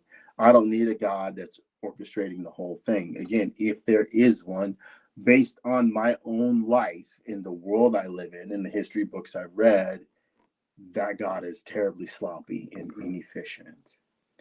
When I look at genetics, that God clearly makes a lot of mistakes. I can look at individuals' lives and see, well, that person believes that their God is ordering their life. He is doing a terrible, terrible job, a disservice to that person who loves him dearly. This guy's way, it's almost in a way that he can't admit that there are problems with it, right? There is no kaleidoscope. This is all carefully planned. The universe is not acting as a result, right? Its actions are a result of what it is composed of. Its parts doing what they do, right? Not simply his toothpicks that he's thrown over a cliff. With the plans to build a structure, a skyscraper, it's like they never get around to it. Because that's not what they do. They just have the plans on them. They don't work together. They don't form anything other than what is accidental. Going back to your example about the beavers in the river building a dam. Well, we don't get the beavers saying, now let's bring in some wires and some motors and have hydroelectric power here. That's not what they do. Humans will do that sometimes, but that's not how it works. This guy wants it to work in a way that perhaps, right, it doesn't work. We don't have any real proof that it works the way he wants it to. And no, so it doesn't. So my yeah, thing, and let's just add one. Let me add one more thing. Sure. Atheism doesn't work the way he wants it to. Yeah, He's absolutely. going to keep repeating absolutely. that. Yeah, He's going to keep repeating that flaw in his logic, in his reasoning. He's going to keep repeating that error because he doesn't understand, perhaps, that it's an error. So either he just needed something to talk about, and he felt this was a simple thing to talk about, or he just doesn't get it. Go ahead, Pocket Locker. So I was just gonna say that two things. So one is just that I actually feel like this is another sort of God of the Gaps goalpost shifting that they're doing. I think they got their asses kicked on the origin of species. They got their ass kicked on the evolution of humans. And I think the same way they push back now to but science can't explain the origins of life, they are sort of preemptively the argument that they have on deck as the origins of life become again incredibly like plausible, like as we have more and more plausible explanations that again becomes what I consider now like a mundane phenomenon. We know life evolved. It's really, so they've got their next one on deck, and that's, well, you can't explain where everything comes from. You can't explain where, you know what I'm saying? Even forget life. You can't even explain where, anything comes from. And then also it's just that I don't care. I don't care, but even if science can't explain that, there's no chance that a God explanation does. And I think if you just say, well, you can't explain where everything comes from, but you find the idea that some being just spoke it into existence like a intellectually satisfying explanation, then like I don't even know what to say to you. Well, look. I'm glad you said that, because it reminds me to say to someone like that, this guy giving the presentation here, you may not get the answers you like because scientists have a duty to be ethical and truthful about the information that they share. Your holy book will tell you that you should be ethical and truthful, even though it is not always either of those things. Yeah, right. Absolutely. It's to me, Jesus is walking around. He's clearly a liberal. He's walking around telling people how they should live an exemplary life so they could make it to the kingdom of heaven. He's preaching all this. And yet he doesn't come around to saying, by the way, slavery is terribly immoral. So from now on, set your captives free, and wherever you find slavery, do what you can to stamp it out. Raise every penny you can to set slaves free, right? You don't have to do it through violence. You don't have to do it through a revolt that needs swords. You can simply change the way people think about it and realize that every human being deserves their freedom. Right. Because you right, especially if you enjoy yours, you know what a pleasure that can be. But there's no time spent on that. The best he can do is, hey, if somebody can't pay you back, just let them keep the money and move on with your life. That's as close as he comes. Right. All right, let's go ahead. Let's go. divinity, its Insufficient. existence, and its existence in this way precisely, become explicable in the light of that divinity. Now, the atheist rightly objects to this. Very well, but you only moved the question back a step. Rather than letting the mystery reside where we find it, which is to say in our immediate experience of the world, you've arbitrarily shifted that mystery onto the back of a God about whom the same questions must be asked. Why is God intelligent, rational, and ordered? Why does God exist at all? And I think that this atheistic objection has weight for a great many theistic positions, but I don't think it's taking the deepest theistic claim seriously enough. It stops up short with the world that we can understand. It attempts to comprehend God, whatever God might be, as a subset of the cosmos that we live in, rather than as its transcendent architect. It acts as though God were simply another fact or facet of creation, an ordered thing that exists somewhere in the world. But God, as creator of the world, naturally encompasses and transcends the world. Any category that we might use to understand the world, even things as basic as time and space, existence and non-existence, being and non-being, cannot bind the creator of the world in the same way that they bind the things of the world. And this is why the mystics have a habit of coming out with some pretty bizarre remarks. I mean, some of it's just downright hairy. They have declared, for instance, that God exists beyond existence, that he is beyond being and non-being, that he at once is and is not. These seem like blatant contradictions to our limited human capacities, but they're attempting to put into a language limited by the possibilities of our created state the condition of a creator who is not bound by those possibilities. He's not bound by those possibilities for the simple reason that he created them. They are literally again trying to push the goalpost even further back. Like maybe he exists and not exist at the same time, and that's just his nature. What are we gonna do when they start telling us that God can both exist and not exist, and that doesn't determine his existence? What are we doing? What are we talking about, my black friend? I work for this big corporation, and I created a credit card. I had a job where I was supposed to process a bunch of credit card transactions from, in accounting, from people on staff. They would go out, use their company purchasing card of all these things. I had to essentially process all these things and enter them in the computer system, detailing what they were. So I created a process as a result of screwing something up, but it gave birth to like a better way of doing it.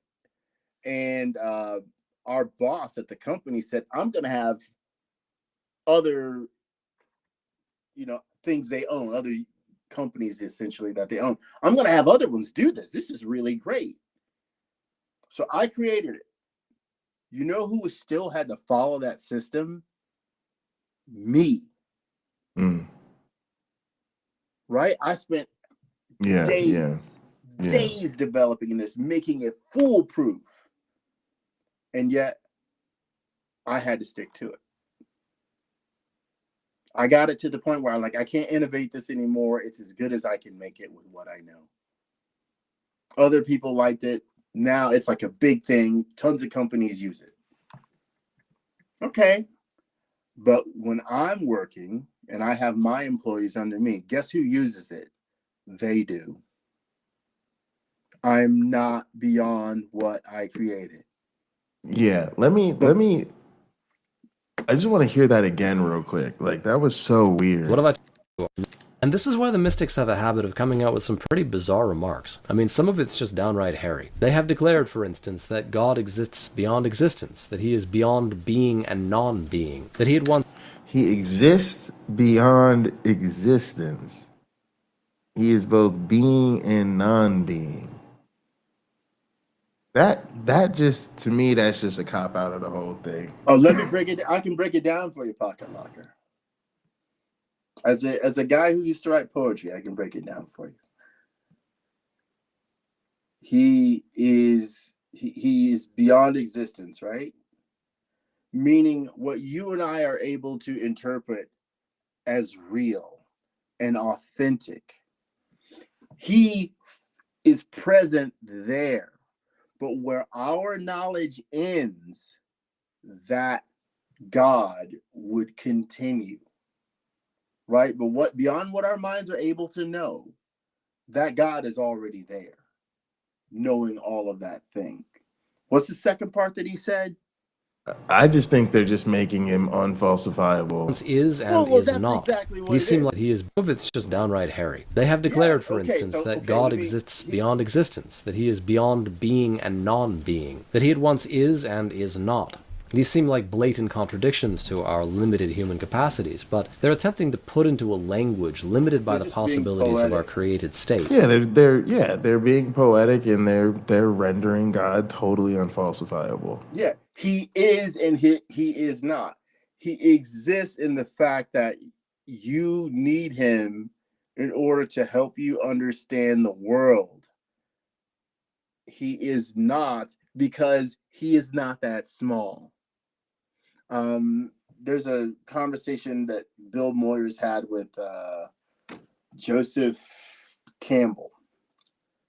And Joseph Campbell says this: no tongue has soiled it, right? No tongue has named the unnameable. You get some of this if you read the Apocrypha, how there are things too holy to know, too amazing for the simple minds of humans to grasp. That's where God truly is. The one in the Bible is just what you can talk about, but there's so much more to it than that. And so it merely is sort of hinted at that level exists. You get this in the Gospel of Judas, where Jesus comes from Barbelo, and it's not a subject that is heavily talked about in other literature that is extant, that still exists. We only know so much, right, about this Barbelo, but someone brought it up in the ancient world. Someone broached the subject. For most Bible-believing Christians, if I offered them money and stood in front of 1,000 of them, there might be 15 who knew what Barbelo was and could talk about it. Because most of them won't go that far. They don't care that much, right? They enjoy the casualness of it. I guess let's equate this. We'll keep it in my accounting world. I use Microsoft Excel. When I built my credit card processing system, I initially used Microsoft Excel. I don't begin to understand all of what Microsoft Excel, the greatest software program ever created, can do. When I get stuck, I go on YouTube, and there's some guy or some gal somewhere. They already know how to solve the problem I'm having. And there's 100 other people at least that solve the same problem in a different way. So this guy has to realize that's what his religion is doing. They're essentially solving, not actually solving. They're presenting what as a supposed solution and not the real one. The condition of a creator. You and I and our audience, our atheist audience, we can be uncomfortable if necessary by saying we don't know, or we don't understand that yet, or there are teams of people who are working on solving that problem, and here's what solving that problem could lead to in terms of human flourishing, right? Advancements in medicine, advancements in space travel, flight, teleportation, you name it, all sorts of things. As we grow in our understanding, we grow as a species, in our abilities to exploit the properties of the universe. All right. He's not bound by those possibilities. He's not bound by those possibilities for the simple reason that he created them.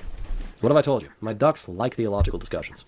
We can have an intuition for why such a creator divinity would be beyond our comprehension. We can give a coherent account of why such a divinity would be beyond our understanding, albeit an account which is limited by the limits of our human existence. But we cannot give a rational account of why a world underpinned by nothing should be at all, not to speak of its being orderly. The theist account, one might say, provides the space for an explicable inexplicability. The atheist account grants us merely an inexplicable inexplicability, a mystery without any hope of resolution. And the consequence of this, to my mind, is profound. All things in the atheistic view are necessarily bounded by a liminal darkness, a fundamental enigma which cannot be transgressed. The lights of human reason cannot carry us hence, because the lights of human reason depend on the enigma. We cannot get outside of the world as world to look back in on it. We can't step outside of existence to see it from afar. And nor do we have any kind of access to any kind of wisdom or any kind of transcendent revelation, which comes from that outside perspective. Yeah, fool. These are the rules of reality. These are the rules of being part of the whole. That we're part of the system. We're in. And you pretending that you can reach out, touch God consciousness, and peer back in is just a delusion. We are doomed to ignorance. Our human rationality is constrained to a kind of final and root futility. By the theist view, on the other hand, at least any theist view which includes the idea of a creator deity properly understood, the strangeness of things even takes on a kind of consoling dimension. Because behind this strangeness there lies a god. And not only a god, but a god who evidently has some kind of deliberate purpose in the creation of this strange world in which we find ourselves. We can entrust ourselves to a consciousness which is so much vaster than our own, that even the word consciousness itself is but a feeble attempt at metaphor. There is, by the theist account, even the possibility of our potentially one day understanding the mystery behind existence itself, by our growth in consciousness toward God, if not in this life, then in the life to come. So the cosmos of the theist is bounded by light, precisely where the atheist is bounded by darkness. And it's my view that this seemingly peripheral or random problem actually stands at the root of atheism's inevitable connection to nihilism. That's right, let me say it again for all you out there in the back row. Atheism is nihilistic, and nowhere can this better be seen than in the problem of morality.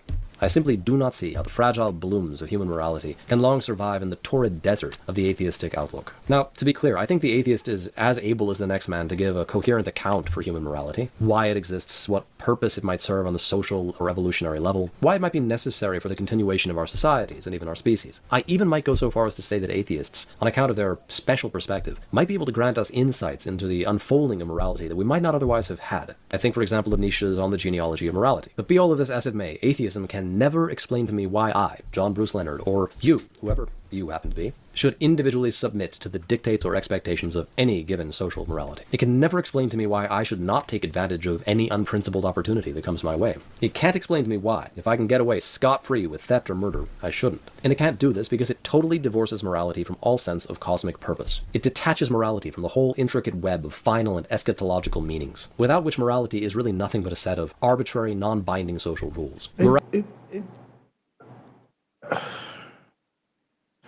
Again, this is where Christianity just starts to really fall apart, because it actually is a decrepit moral outlook on things. Like, what are you talking about? Like,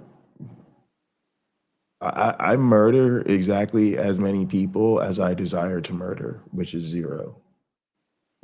And yeah, when it comes to those moments of pure rage, like when I'm looking at an idiot Christian apologist lying on the internet, and I think, man, I'd love to just throw that dude off a bridge just to hear the splash. Yeah, for one, I've got way too much to do. I'm way too busy to justify that kind of time. And yeah, I don't really feel like going to prison for the rest of my life just because I'm angry at somebody. It's really not that complicated, but we don't need, like, I just think they overlook the fact that a lot of us are trying to approximate what we call good people in a genuine way. And we really don't have a desire to be destructive because of our natural empathy for other human beings. I want to try for an analogy. Let's see how I do. Atheism is like an atom of gold. A single atom that exists, the single atom of gold that exists in a space where there are no other atoms of gold immediately present. It doesn't refer to other atoms of gold. It doesn't refer to any of its surrounding elements or molecules. It just doesn't. It's just simply there. There's no commentary. It is merely itself. Okay? What this guy wants is that atom to represent all atoms and how they came to be. He wants it to provide the perspective of that. He wants it to provide the perspective of how to treat your dog, your cat, his ducks that he referred to. He wants it to rule over all of those different areas and give insight to all those who look at it. It's supposed to tell them what all those things mean, what all those things do, when it is not that. It is simply an atom of gold. Now, if you want to, I wanted to try to make that a drop of water in the ocean, right? Where there's no organism swimming around in it. If it is that, it makes no comment on all the other drops. It is merely among them, right? It's among the other drops.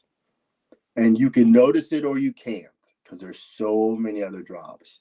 Atheism is a fairly noticeable viewpoint on one thing, whether or not there's a God. And I think people like this guy have real problems with that, because in a way, atheism is kind of elegant,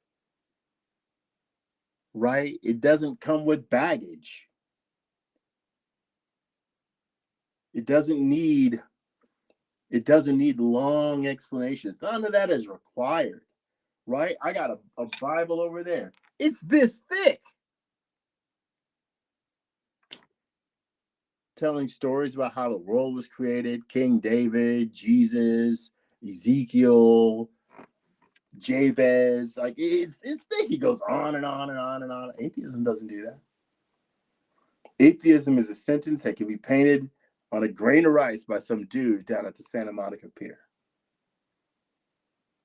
It's that simple. And that bothers people, because it doesn't make them feel whole, right? When they're lost, it doesn't make them feel warm or found or appreciated. It doesn't come with any of that. It's not a battery that charges people up when they're down. It doesn't do that. It has no functions. That bothers people, because they need something to fill in that void. And if it's just this little atom of gold that exists in the universe, that's not enough for them. They want more. When I was in the hospital, my wife had a blood oxygen sensor with a glowing red tip on it. And I said to the nurse, when the baby's born, I want to get a picture of my daughter's finger reaching out to touch my wife's finger. You know, like that E.T. and also, the Sistine Chapel. I wanted that picture. But things were horribly wrong. And I'm like, screw the picture. I just want my wife back. You know, got my baby here. I want my wife back. You go save her life. But that meant something to me, because I would be laughing when people say, "Oh, that's like the Sistine Chapel." Like, it's actually more like E.T. But yeah, it's like the Sistine Chapel, if you want, sure. That's my sense of humor. But I again, this guy wants there to be a meaning to something that he is creating. So he is playing God with what atheism defines. Absolutely. He's heaping on it. Yeah, he's heaping on it. We might say he's creating a religion around atheism. Why? He's telling us what the doctrines are and where they fail. But there are no doctrines to atheism. But there are no doctrines. Yeah, he's making it up. Go ahead. Atheist outlook is Go ahead. necessarily relegated to the realm of what is pragmatic for the social order. But at those key moments when what is pragmatic for the social order come into conflict with what is pragmatic or desirable to me personally, atheism remains silent. And indeed, even about what is specifically pragmatic for the social order, atheism remains silent. The theoretical necessity of some morality for society certainly does not indicate which morality would be best for any given society. Even reviewing those societies which have so far existed, we can see a great variety of different views about what human beings should or should not do, or the way that they should or should not live. Some societies are all about nudity, some about prudity. Some societies cherish girls and disabled children. Some leave them out on hills to die. Some societies have tolerated or even favored homosexuality. Some have considered it a punishable offense. Some societies allow us to openly debate the question of theism versus atheism. Some have not hesitated to banish or execute atheists. And those societies were not only the most common in human history, but they also seem to do just fine from the evolutionary perspective. I mean, just saying. So how do we adjudicate between these different views? What should be our standard and why? And how can any atheist even settle on such a standard in any real sense? Now, when facing this question, I think that a great many atheists might tend to try to find that social order which is best able to promote the evolutionary success of human beings, whatever that might be. Social Darwinism is, of course, an early and crude form of this attempt. Eugenics is a later and sadly far more sophisticated example. Now, I think that all of this is fundamentally wrong-headed, even by the atheist view, for the simple reason that, by the atheist view, no ought can come from any is. You cannot infer what a person or a society should do from any fact of the world surrounding us. Now, I happen to disagree with this view, profoundly, but I also happen to think that it's inevitable for the atheist. The atheist is faced with a variety of social orders, all of which more or less effectively work toward the common good, and he has no standard by which to actively discriminate among them, apart, of course, from the atheist's personal tastes, or those views which align most intimately with the atheist's own desires and ambitions. His choice of political philosophy is somewhat equivalent to his choice of his favorite ice cream flavor, unless, of course, he is, like Sam Harris, quixotically intent on producing a rigorously atheist and scientific morality, which you're able to do if, like Sam Harris, your eyes are so close together that you can't see beyond your own nose. But really, on a more serious note, any attempt to produce a scientific morality will inevitably reduce to a kind of pleading for the common favor. You're trying to find something that most people can agree on most of the time. And that might work most of the time, but it's in the exceptions that political theories are best tested. By the atheist's view, morality inevitably resolves either to a half-hearted and groundless attempt to recover a kind of scientific foundation for morality, or else to the atheist's naked self-interest. Now, does this mean that every atheist is going to be something like a moral monster? Of course not. There are, of course, many decent, altruistic, and moral atheists in this world. This is I think a total misrepresentation as well. It's not either we do things out of our own self-interest or this sort of meaningless preference. Again, we accept the constraints of reality. We're like, I live in a country, it's got some legal structures. First off, I think they misrepresent the fact that a lot of us live by our own moral codes. Like, there's a lot of stuff in my life when I come to make decisions and do certain things that I realize they're more and more, they're governed by my internal sense of right and wrong, but not sort of out of some arbitrary preference, more like things people in the chat have been saying, like my desire to not do harm to people, or my commitment that, for instance, I'm a professor, and as a professor, I think I have to be an advocate for my students. So if there's a conflict between what I want to do in the classroom and what the department policy is, I have to at least make sure I advocate for my students. That's just me. That's all me. And then I know things like I have local laws, I have county laws, I have state laws. I got to vote to try to get people, and then I may even have thoughts about what we do internationally and things like that. And that's the system we have to work with. And it's just a total.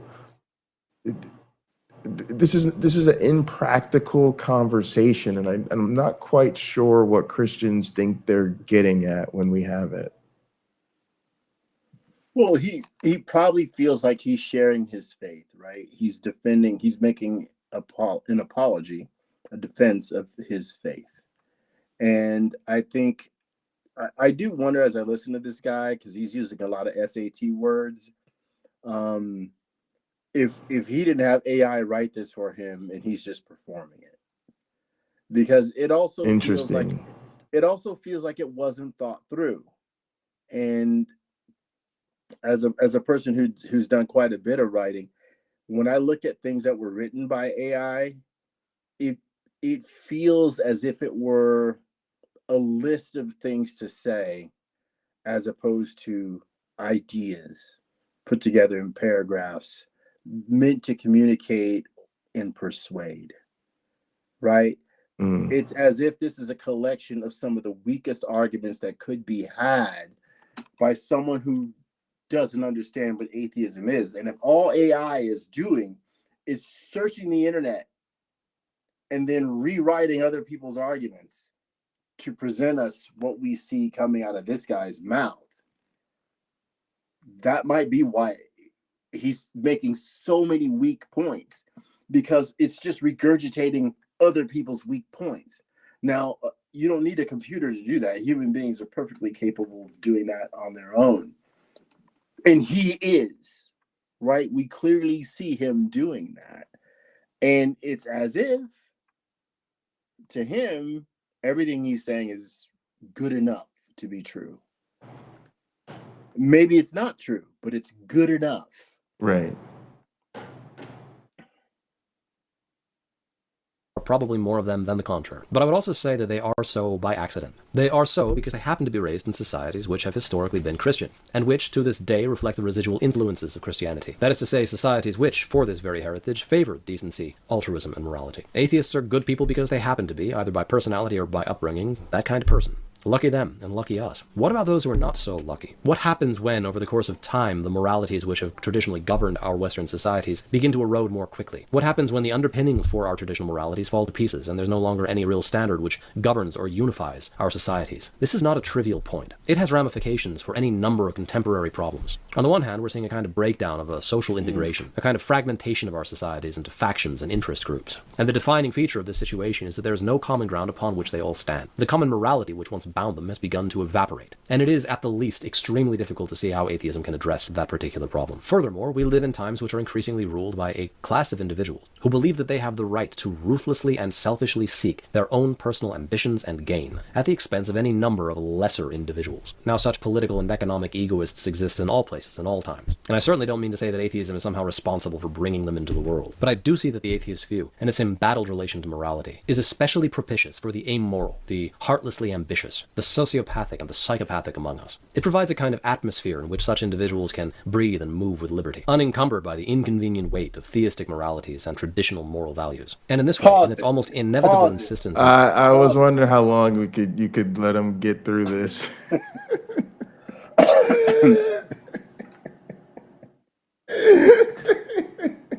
Go ahead.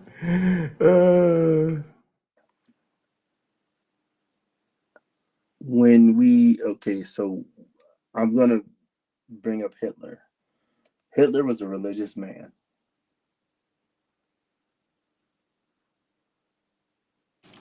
Okay, as bad as he was a religious man. I'm sure his dog loved him. I'm sure certain people loved him, dearly loved him. He was destructive, immensely so.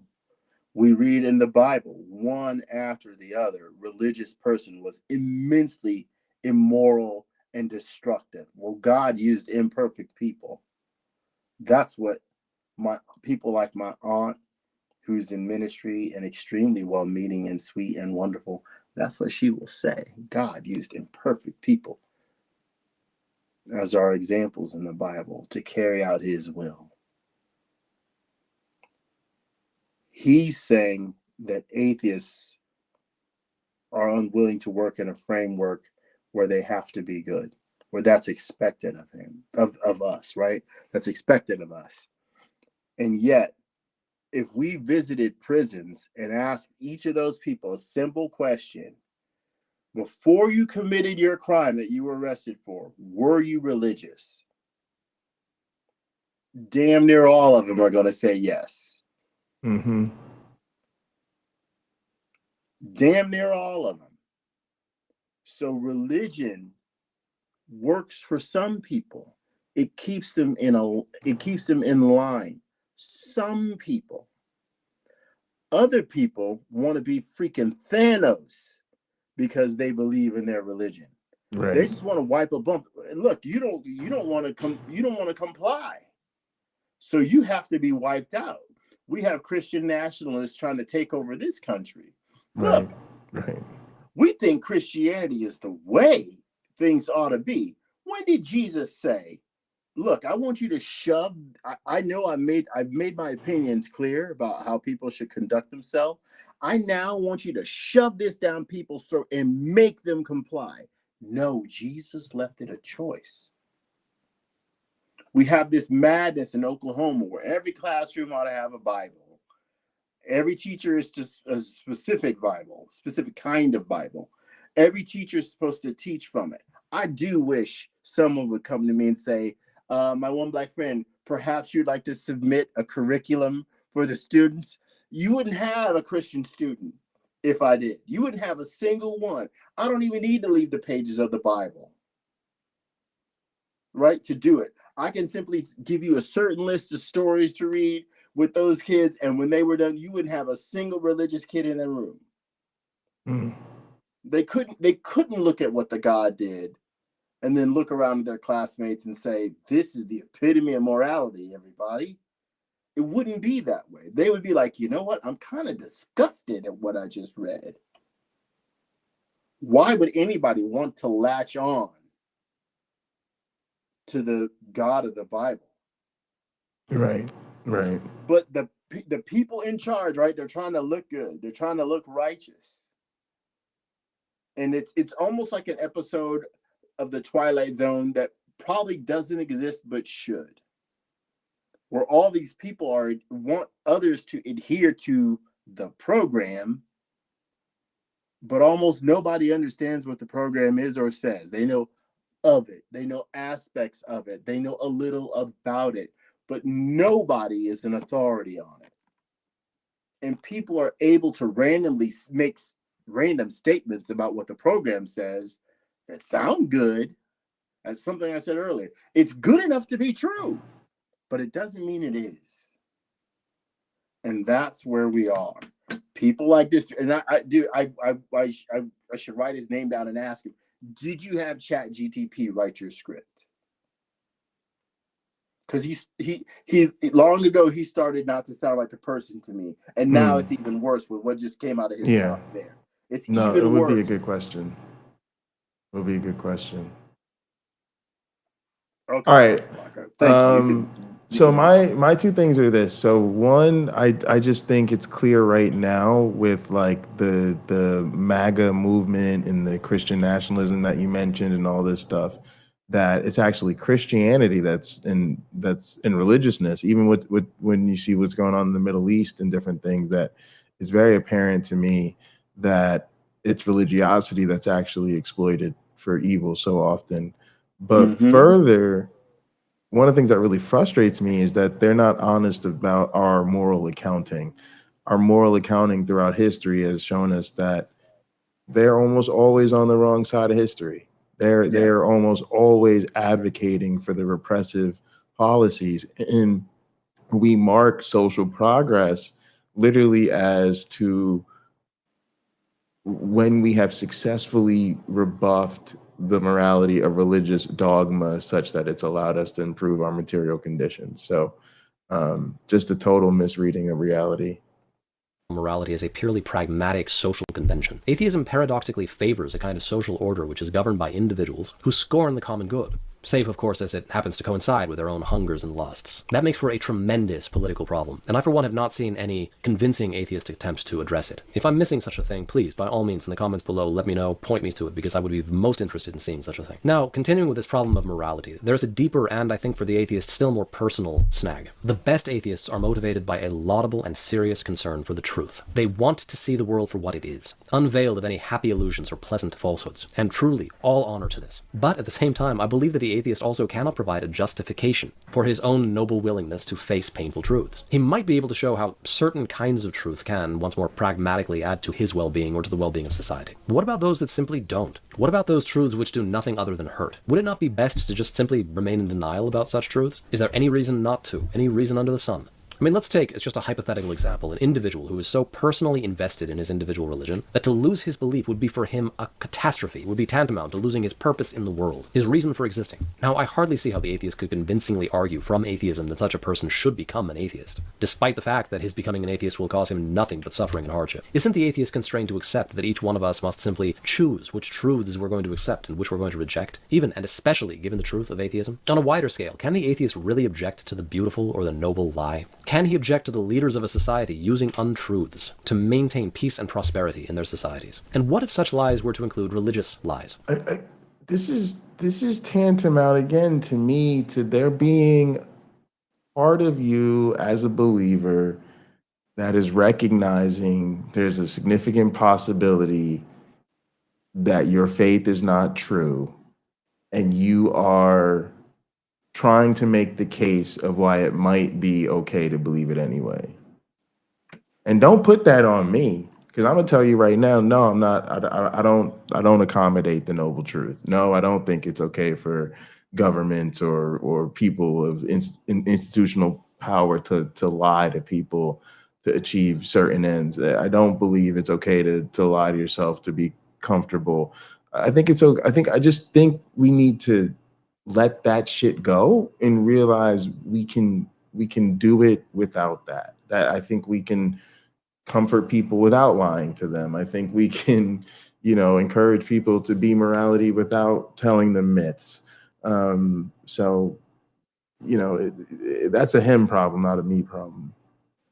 I want to go back to fatherhood examples. At this point, my daughter's hands are so small she can hold on to like the top of one of my fingers, right? Now she's gonna grow. That's what she can grasp now. If she tries to hug me, she can't really. Her arms are too small. Her chest is not broad enough. So, okay, she can do like this and it's sweet and it's wonderful. She can rest her head on my shoulder and all that stuff. It's wonderful. She can only grasp this much. That's what she can do. Okay? As she grows, she'll be able to, now she can hold my hand.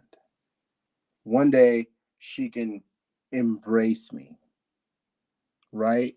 Her grasp as she matures will increase.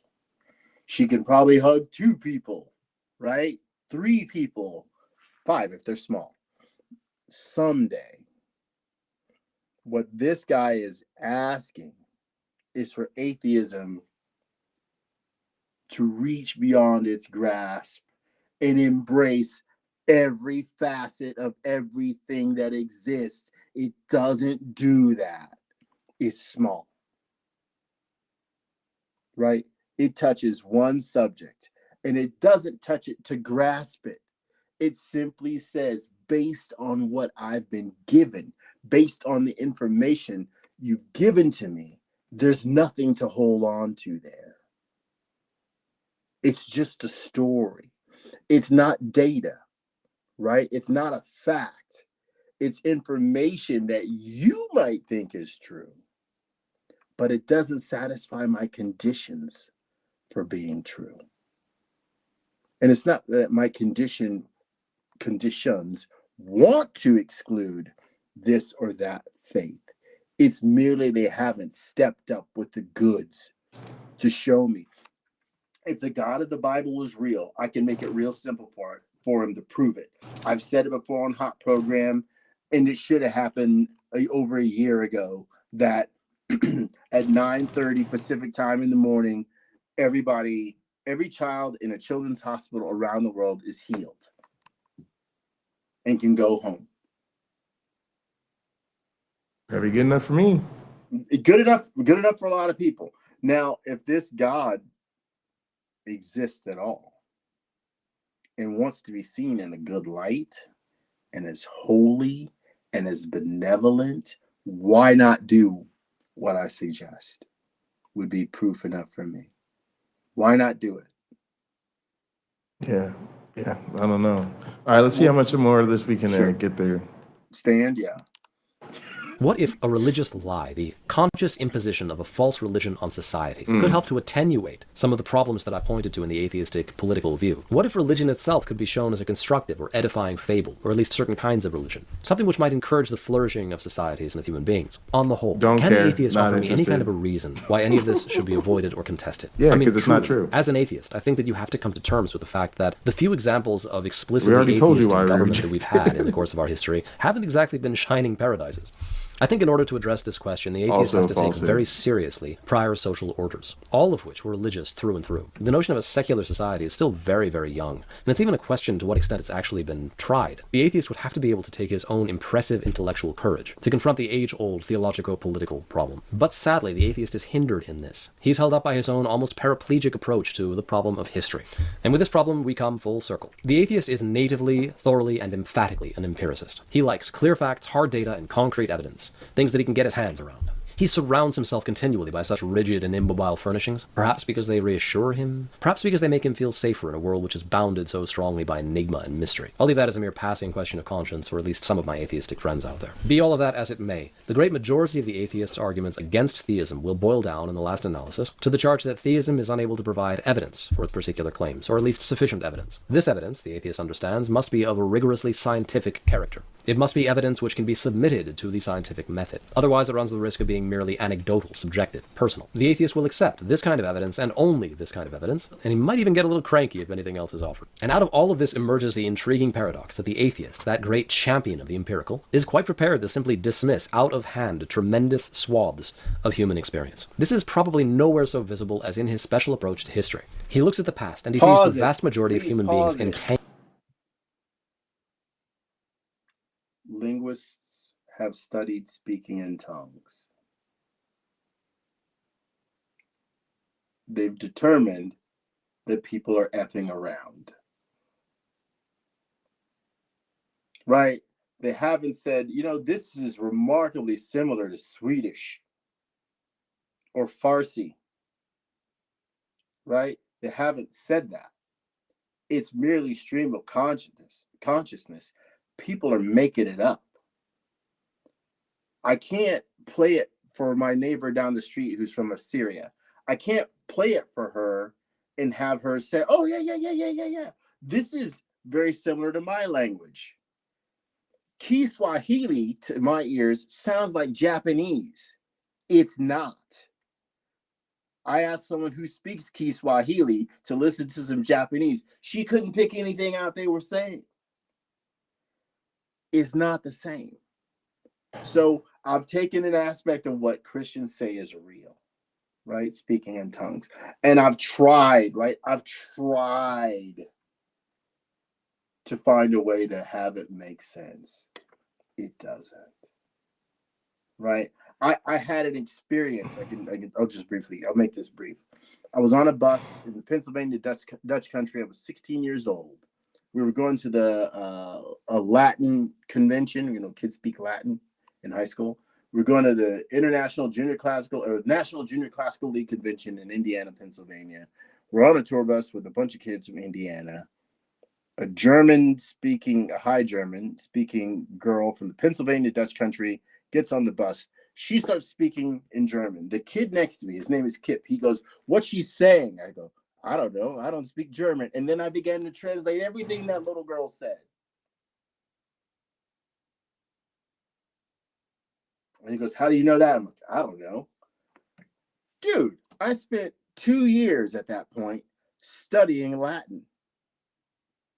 There are enough root words that I could pick out that I could understand what she was saying, along with her hand motions, along with the flowers that she had in her hands, along with the pencil she had in her hands.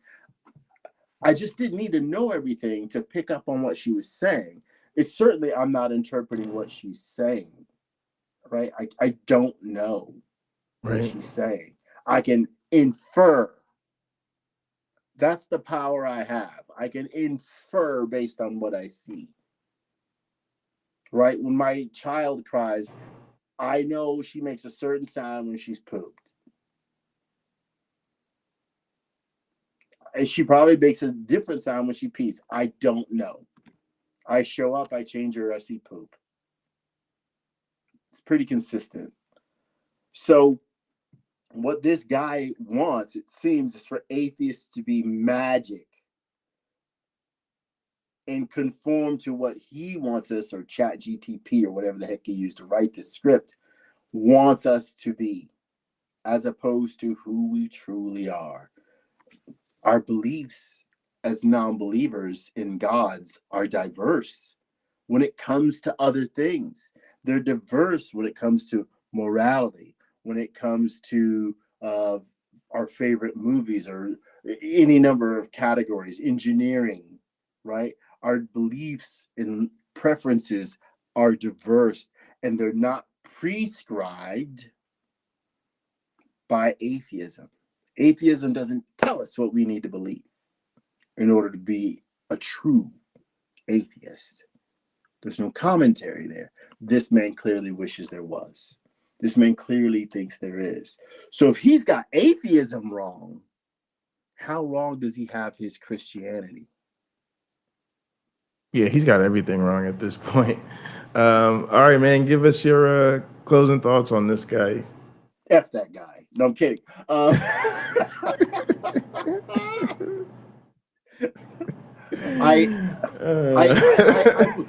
I would like you, if you don't mind, Pocket Locker, please send me the link to his video. Okay. Maybe he's someone we can interview and play him back clips that you and I disagree with to get his thoughts and really challenge him on what he said here.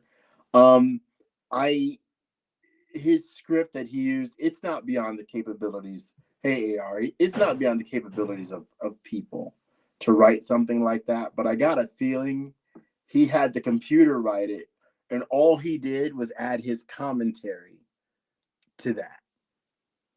So very little of it seems like it came out of a person.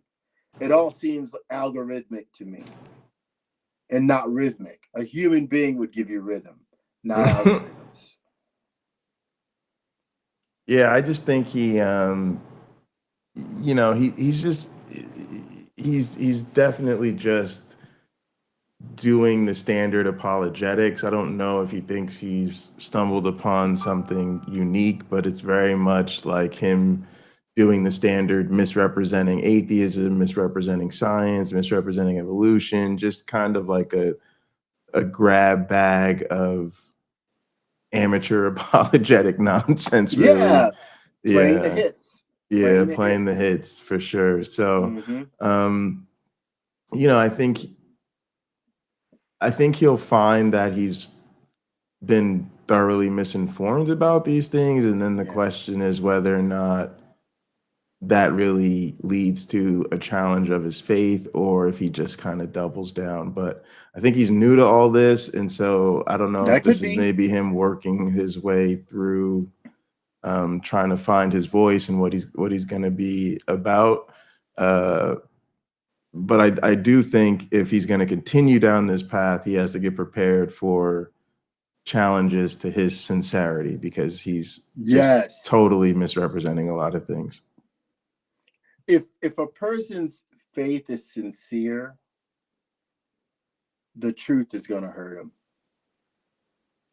Yeah, it is. Yeah. It's going to hurt him. If I'll take my best friend's mom as an example. When I was talking to her and she asked me, am I a pre-tribulation believer or post-tribulation believer?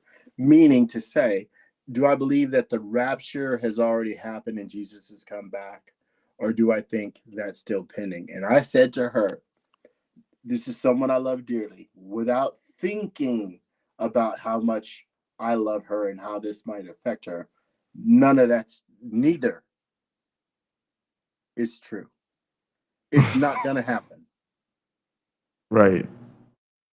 I didn't say I didn't believe in Jesus. I said Jesus is wrong, Mom. Neither of those things is true. He's not coming back. Period. Now, she listened.